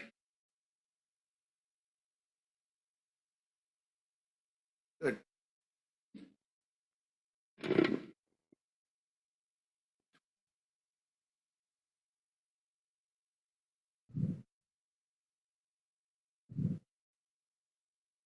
Sr. Presidente Donald Trump, Presidente dos Estados Unidos da América, caros convidados, altas entidades aqui presentes, senhores jornalistas, eu gostaria de realçar a importância desta cerimônia aqui em Washington, D.C., que vai finalmente pôr fim a um conflito que, como já foi dito, dura mais de 3 décadas. Não são exatamente 30 anos, mais do que 3 décadas. Um conflito entre irmãos, países vizinhos e irmãos, que deviam se dar bem, mas que, por razões de diversa ordem, tem vindo a se degladiar ao longo dos anos, com pesadas consequências, quer para as populações de ambos os países, como também para as respectivas economias. A região dos Grandes Lagos é uma região das mais ricas do mundo, não apenas da África. É enormemente rica em recursos hídricos, terras aráveis, florestas, recursos minerais que estão no subsolo, mas, sobretudo, rico nas suas pessoas, com um potencial muito grande para desenvolver aquela região de África que pode catapultar o desenvolvimento de outras regiões igualmente do nosso continente. O mundo atravessa hoje uma crise energética e alimentar. Nós fomos a dizer que a África, e em particular essa região dos Grandes Lagos, tem o potencial, não digo de resolver, mas de contribuir consideravelmente para a resolução dessas duas grandes crises, quer alimentar, quer a energética, não apenas para o nosso continente, mas para o mundo. A grande barragem so they're not adormecida, shadygrooove, they're not Giving us translating any this. English. Yeah, so but we'll wait a little bit here. But I don't think people realize, again, another peace deal reached, guys. And meanwhile, Laura Loomer is worried about Kash Patel going to the Kennedy Center with the Qataris, and it's like, guys, stop. This administration is the best we've ever had, Shady. Well, they've made a little bit of a misstep here, trying to calm her down and give her a position over at the Pentagon. They gave her and Matt Gaetz press. I saw that. Yeah. So now, yesterday, she's writing articles about how the Pentagon is and then these people have the ability, like, she's just like Candace Owens or Milo Yiannopoulos or Nick Fuentes. All these people are actually cut from the exact same cloth. They have the ability to utilize artificial intelligence in some way to make stuff up ad nauseum. Yeah, Larry Loomer. And then you've got Candace Owens. Yesterday's episode where she went kind of for the jugular with Turning Point USA. She actually said that, shadygrooove. Cannot believe that she typed that into the internet. Oh my God. She didn't type it. Or whatever. She said people quoted her. Effectively, she typed it. There you go. After yesterday's episode, where we went kind of for the jugular with Turning Point USA, because really, I think everybody in the entire world. That's a demon, bro. That's a witch. God, Shady. I mean, where was Charlie Kirk shot, basically, guys? I mean, the neck. An inch away from his jugular. Yeah. Wow. And like we've been saying, you guys, anybody's allowed to ask questions. But what they're doing is they're attempting to taint the jury pool. The people that will be in the jury, will have seen news about this stuff. They will have been interested in this stuff. And so if she can spread, that's the #1 podcast in the country now, everyone. So she's attempting to do her dead level best to somehow get this guy off. They have a case against him. He has admitted it. He confessed. His dad confessed. His dad said that it was his gun. They have taken responsibility for it. The audio analysis puts the shot where the shooter was. We have video of the shooter jumping off the roof. We have video of him putting the rifle in the bushes. Like, guys, I mean, it's like you can't ignore. It's fine to speculate. But if you're going to speculate, you have to answer all the questions of the known facts and how they don't line up. Now, if you're going to get into this realm of theory and speculation, you gotta assume that he had help. So where's the help? Because it couldn't be anything else if he didn't have, or if he had. It has to be something else if he had help. And we can't find any evidence. I can't find a shred of evidence that shows that he had help. Yeah. Allegedly, I don't know where that is, though, but Kash is speaking. Well, where's that at? Anybody have a link? I mean, you could drop a link and wait, this is a Pentagon press court? No, that's not it. Real time content presentation mode. Does anybody have the link? Somebody just said Cash is speaking. Who said that? Go hold them accountable. They've interrupted the show for some programming that we don't have. Live on Fox. Okay, so that was from Joe Ray. Thank you. Joe Ray, do you have a link for him? No, I don't think so. I'll probably get it in a little bit. Keyshaw just dropped it or said on fire. Oh, here's a link. There's a link there. Let's see. From Twitch. Got it. See if that goes. And they now have that trust. Thanks to leadership. Thank you, of the FBI, Keyshaw. Washington Field Office. And I'm honored now to introduce to you Deputy. Didn't switch. Gotcha. Uh-oh. Now you're... Thank you all for this critical investigation we've been working on for a very long time. We deeply appreciate it. Thank you for the kind words, Attorney General and Director. I appreciate it. Folks, this is what it's like when you work for a president who tells you to go get the bad guys and stop focusing on other extraneous things not related to law enforcement. This is what happens. We had a great team. I know it's said a lot in this business. It was a team effort. It becomes cliche, but cliches are useful for a reason because they matter. And this was a team effort.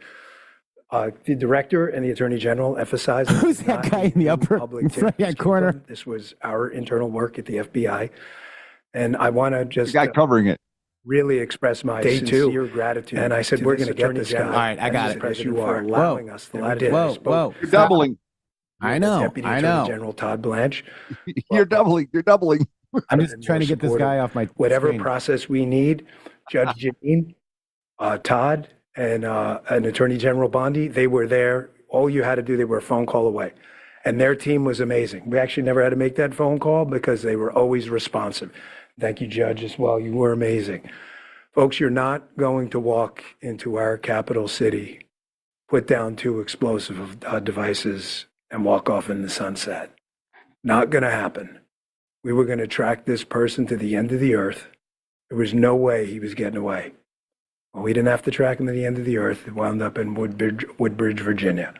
I want to thank the team. And I want to thank the team too. And the narrative on X is, don't you think it's interesting that after Steve Baker USA and the Blaze questioned it, we got how about you guys lied? Don't you find it interesting that you lied? You said it was a female Capitol Police officer retired. How about you guys lied? And then all your bot farms came up and attacked anybody that disagreed. Or how about that they tried to impugn or impede or mess up or screw up the investigation? Yeah. Effectively, that's what I think they were trying to do. I think that they were trying to mess up the investigation because they felt like that the investigation that was going on was getting too close to their guy. This is my theory. I feel like that they were afraid that the investigation was getting too close to their guy. And so they started to throw stuff out there for you to chum in the water. That's my speculation. Mm-hmm. Yeah. So, stop, doing a victory lap. You lying sacks of poop. You can't do a victory lap when you're wrong. No, well, they're going to try. They're going to try to say that these guys are wrong. You watch. They will try to say something about this not being the right person. They're already saying that. For the end of the day. Okay, well, they caught up to me quick. Yeah. No, life comes at you fast, Shady. It really does. Never let this go. Again, Attorney General Bondi, for your incredible support. Director Patel, Judge, I know they're giving me a lot of unnecessary credit, but make no mistake, they were intimately involved in this and were there for all of those supportive mechanisms, and I deeply appreciate it. The man whose team did the work is the Assistant Director in charge of our Washington Field Office, Darren Cox. Darren's got some comments, and Darren has some more details on the case he can provide. So thank you all for coming. We appreciate it. Thank you, Dan. Unblock Shady. Good afternoon. I'm Darren Thank you, Cox. Dan. I'm the Thank you for the Assistant unblock. Director in charge of the water. Today's arrest of the alleged DC pipe bomber is a momentous day for the American public, for the FBI, for our Joint Terrorism Task Force, or the JTTF, and our partners, the U.S. Capitol Police, Metropolitan Police Department, and ATF.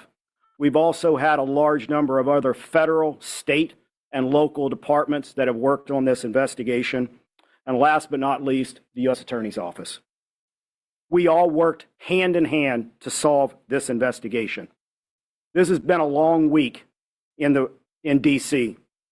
After the terrorist attack last week, the grit and determination of the FBI and our law enforcement partners is an example to the American public of what cooperation, partnership, and selfless service can accomplish. The amount of effort the FBI and our partners devoted to identifying the pipe bomber cannot be overstated. It is the resolve and determination of our investigators that ultimately led to the identification and the arrest of this suspect. We all know pipe bombs are dangerous, not because of the potential loss of life, damage to property, or injury that they can cause, but also because they are tools that terrorize our community. Fortunately, these bombs did not explode, although they certainly could have. But make no mistake, the alleged pipe bomber did terrorize our community.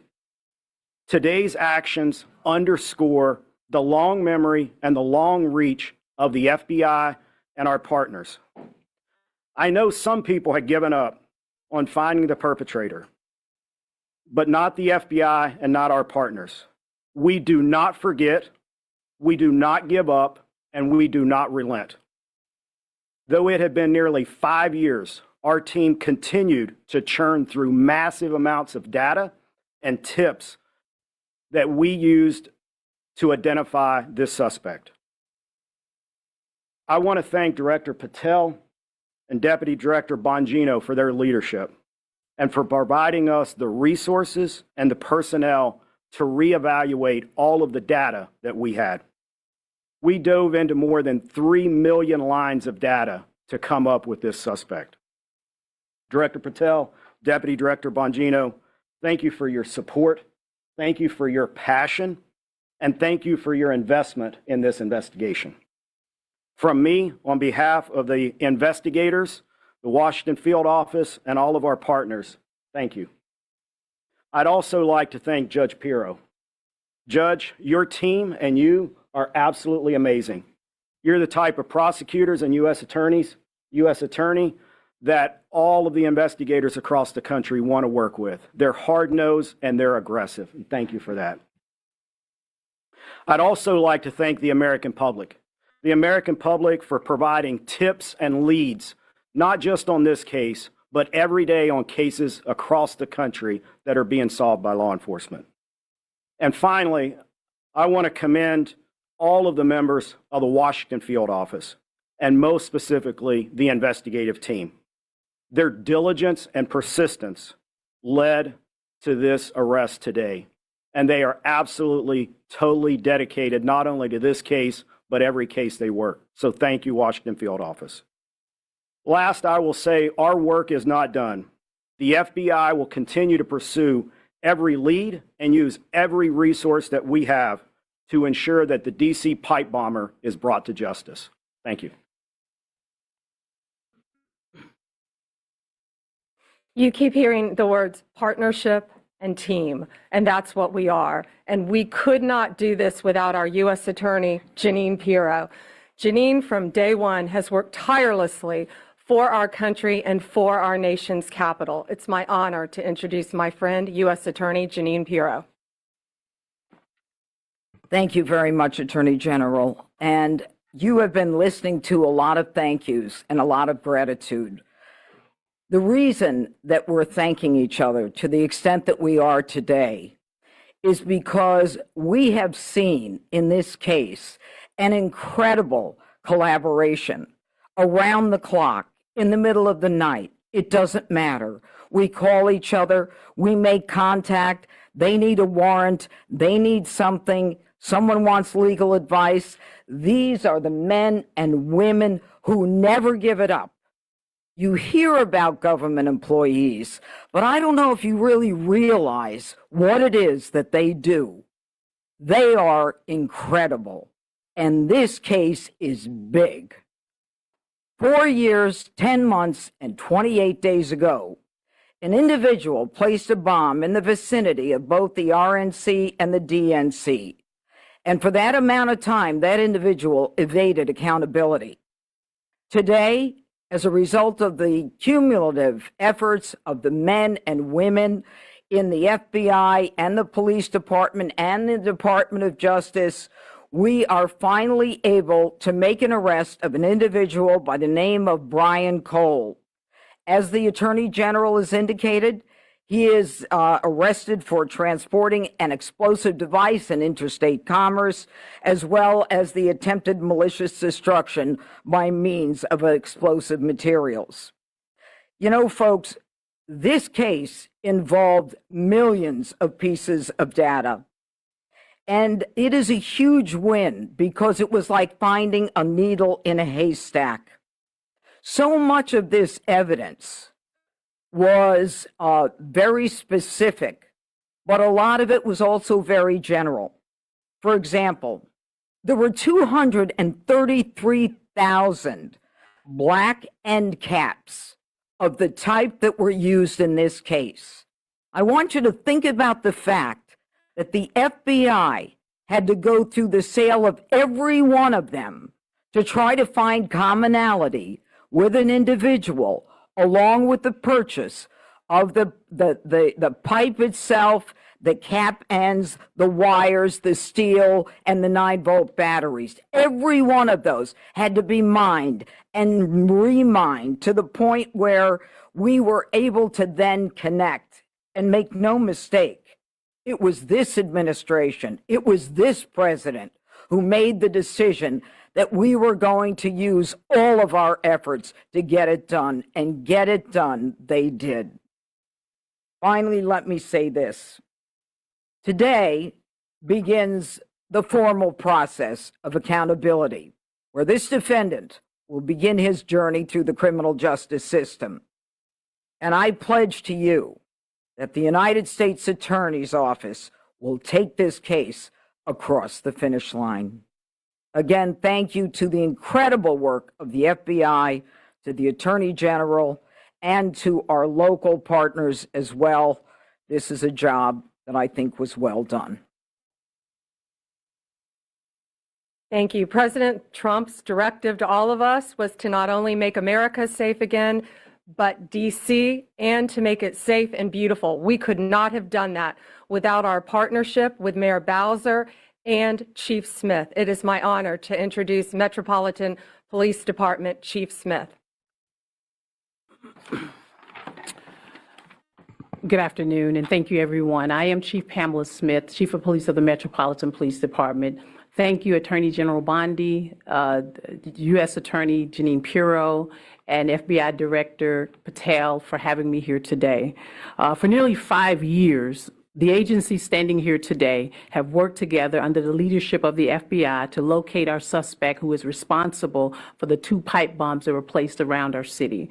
MPD members assigned to the FBI's Joint Terrorism Task Force have supported this case from the beginning. That supports include looking, reviewing, and going through countless, probably thousands of hours of CCTV footage from around the DNC and RNC headquarters, and they followed up on hundreds and thousands of leads from members of our communities. What I will say today is that Washingtonians can rest easier today knowing that the suspect responsible for this act is now in custody. This morning's arrest is yet another reminder that committing any act with the intention of harming the residents and visitors of the District of Columbia will result in your arrest.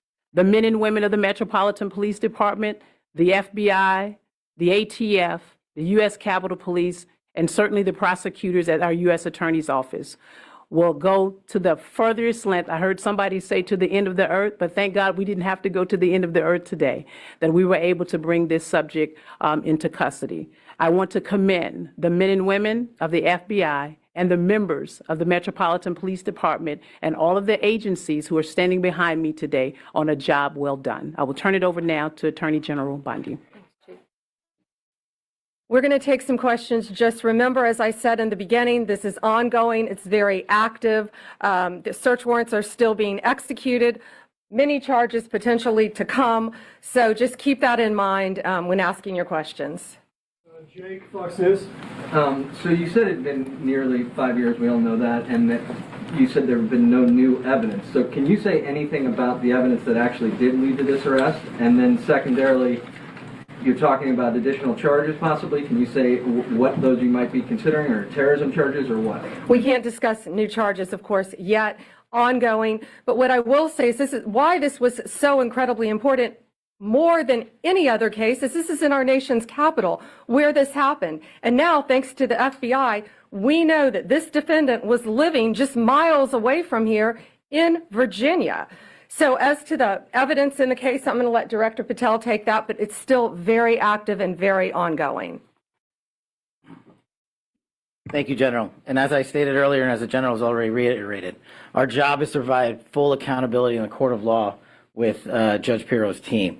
And in order to do that, we have to preserve the chain of custody and evidentiary value. What I will say generally is that when you go through 3 million lines of information, y'all can think about the amount of cell phone data that has to be ingested and triangulated and dumped and received. You also have to think of just sheer human ingenuity. We brought in a team of experts who were the best at what they do in their specific fields to reevaluate that evidence, to dive back in, and to not come back with a no for an answer until they had found the suspect. And when you develop evidence, you get a search warrant. And when you get a search warrant, you get an address. And when you get an address, you hit the house. And that's what we did. Sadie, Wall Street Journal. Hi there. So what can you tell us about this person's motivations and whether they were driven by politics or for any other reason why? Right now it's ongoing. Again, we just executed the search warrant early this morning. It's ongoing. But America's safer, DC's safer because he's in custody. Mary Margaret, Daily Wire. Thank you so much. So, any theory on why Kamala Harris is never mentioned coming within 20 feet of being assassinated, and any news on why her Secret Service team took so long to find this bomb at the DNC? No, but what I will tell you is that evidence has been sitting there collecting dust. This wasn't a new tip. It wasn't some new evidence. It was the hard work of President Trump's administration, Deputy Director Bongino and Director Patel. I watched them from day one come in here and say, we are going to solve this crime. And they did, working hand. Wait a second. Day one? Wait, didn't everybody say it was after Steve Baker's false report and lies? Yeah, that would have been day like 275 or something. Right. Got it. And who's this track doc? Mods, come on. Get that for me, will you? Thank you. Back to Pam Bondi. Hand in hand with U.S. Attorney Pirro and all of our great attorneys. Pierre, ABC. General Bondi, Director Patel, or Deputy Director Bongino, can you describe, was there a particular moment where the evidence is coming in and it's starting to look like progress is being made? What was the moment that you knew that you were on the road to solving the case? Dan, you want to take that? Yeah, sure. I was smiling at you because I certainly remember the moment. Darren remembers it too. He said, "Are you sitting down?" Called me. Uh-oh. Well, now that sucks. We're overtime for that. It froze. Yeah, but they didn't freeze. See, but it froze. The feed froze right as he was about to reveal the super secret solution. So they had to. So sometimes, guys, when you're doing stuff live from the location, you get freeze frame. Whoa! We'll have it tomorrow, won't we? Won't we have it for them tomorrow? Yeah, we will. What? Yeah, he's talking. I don't think the OT bill has actually been paid. That's what's wrong. Oh, is that what happened? You know how much detail you and the American public have paid attention to this case. Of course, we analyzed everything that you're seeing on this post. Let me just go back a little bit. Information that you will. On these for a long time. There we go. Interviews to be conducted. The search warrant processing scene is not even done. So we're at the early stages. So that's the only reason I hesitate to tell you what the exact tip was. But yes, that was absolutely the moment. And it was due to You back it up a little more? An incredible work of a team in the Washington field office that came in and just scoured through this over and over and over and over again. In general, was it forensic? Was it a phone call? Was it something about a vehicle? I'd rather, we'll just leave it generally forensic evidence. Yeah, it's fair enough to say. The sneakers. I'd rather not say because of the ongoing interview. More than likely, they connected something from the device to where he bought it.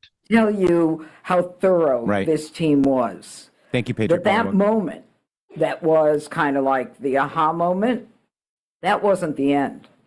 This team continued to work and work and work to get every bit of evidence that we could get. We didn't stop at that moment, and that's a testament to the fact that the team wanted every possible piece of evidence that they could gather. One more? One more, Kelly O'Donnell and Lisa. Thank you so much.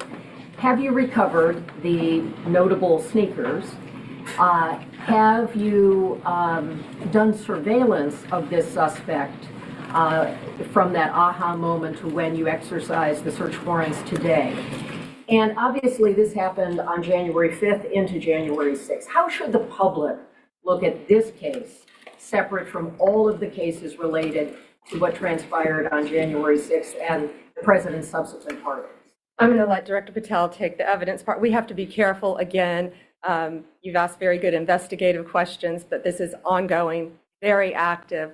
But America should feel safer today. We say a pipe bomb. These are bombs. These were live, active bombs that were placed in Washington, D.C. Director. Thank you. This shows you how much detail you and the American public have paid attention to this case. Of course, we analyzed everything that you're seeing on this poster board and information that you will see through the formal charging process and court process. But we want to let that evidence speak for itself because, again, we do not want to disrupt the accountability that we owe the American public. Yes, you heard about the cell phone tower data. Yes, you heard about, of course, we surveil individuals who we think we're going to blow up American citizens. But how and when we do it and why we do it is not something we're ever going to reveal unless the Department of Justice deems it fit at trial. So we appreciate your attention to detail and your hardcore investigative work, but you can just imagine some of those same skills were being utilized by this FBI, this Department of Justice, our partners, the ATF, and everybody across the board. And this is an interagency win for the American people. On your radar before? Thank you all. And one more thing, this is the best birthday present I think Deputy Director Bongino could ask for today. Happy holidays, Merry Christmas. Birthday. Merry Christmas. Love it. Wow. Has this person been on your radar? No, this is a different FBI, okay? It was probably on Chris Wray's. Shady. I mean, you know, right?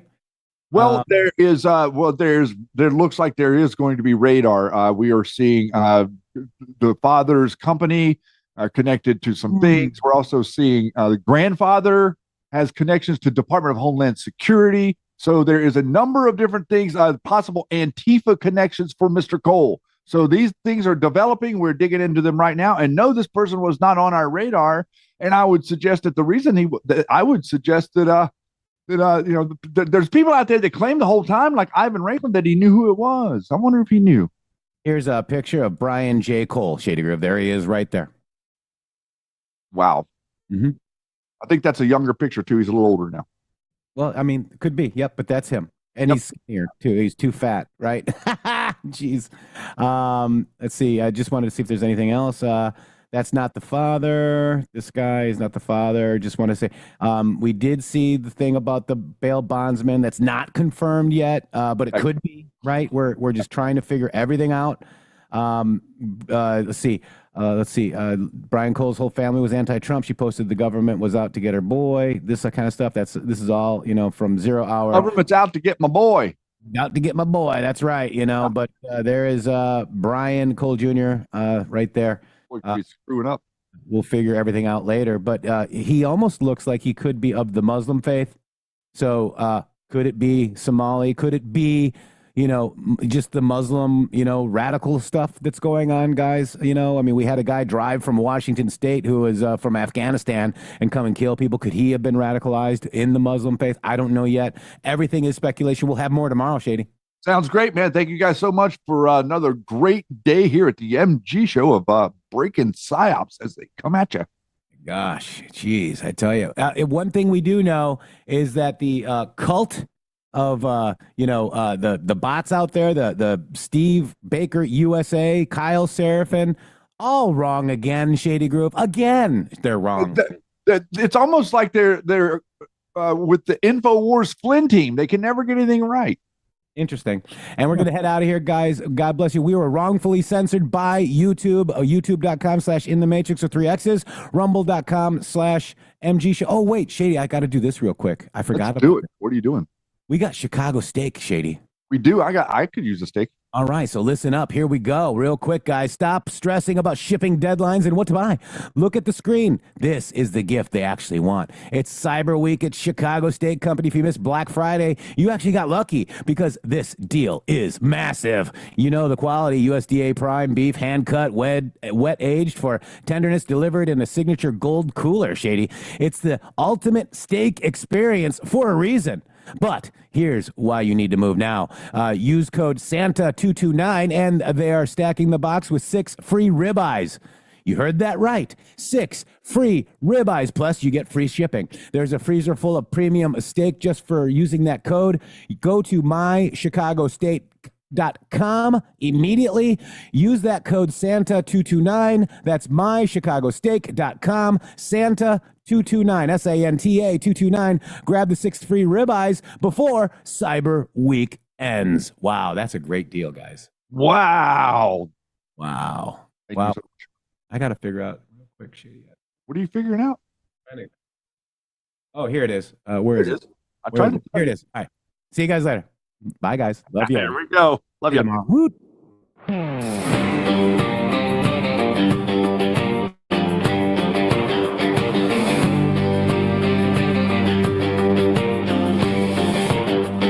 They came in the night with the shadow band blade, silenced the truth that the people had made. Media matters drew the target on our chest, but the MG show never failed the test. YouTube bowed low to the activist call, flagged every clip, tried to bury us all. But the receipts don't lie and the data don't bend. They admitted the crime, now the fight won't end. We rose from the ashes, the channel's alive. Every strike they threw only taught us to thrive. Turn the volume to 11, let the whole world know the MG show's back,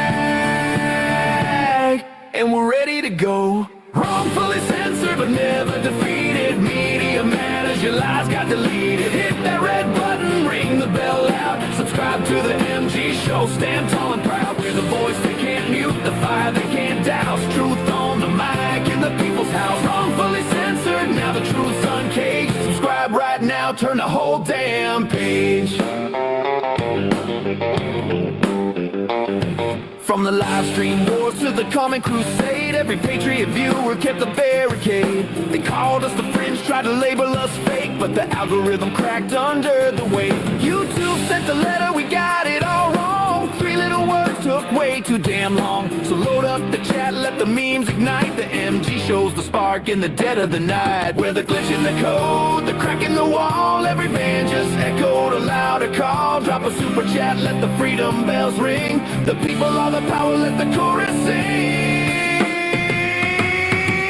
Wrongfully censored but never defeated. Media matters, your lies got deleted. Hit that red button, ring the bell loud. Subscribe to the MG show, stand tall and proud. We're the voice they can't mute, the fire they can't douse. Truth on the mic in the people's house. Wrongfully censored, now the truth's uncaged. Subscribe right now, turn the whole damn page.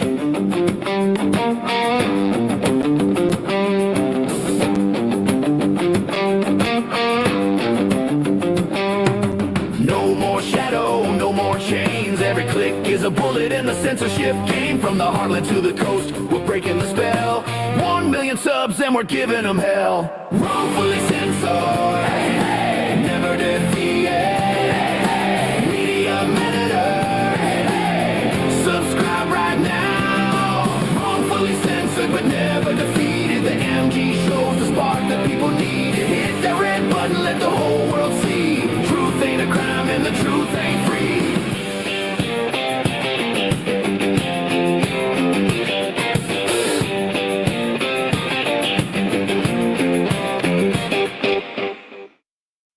Yes, Steph, the Brian Cole, the lady, is fake news. www.mg.show.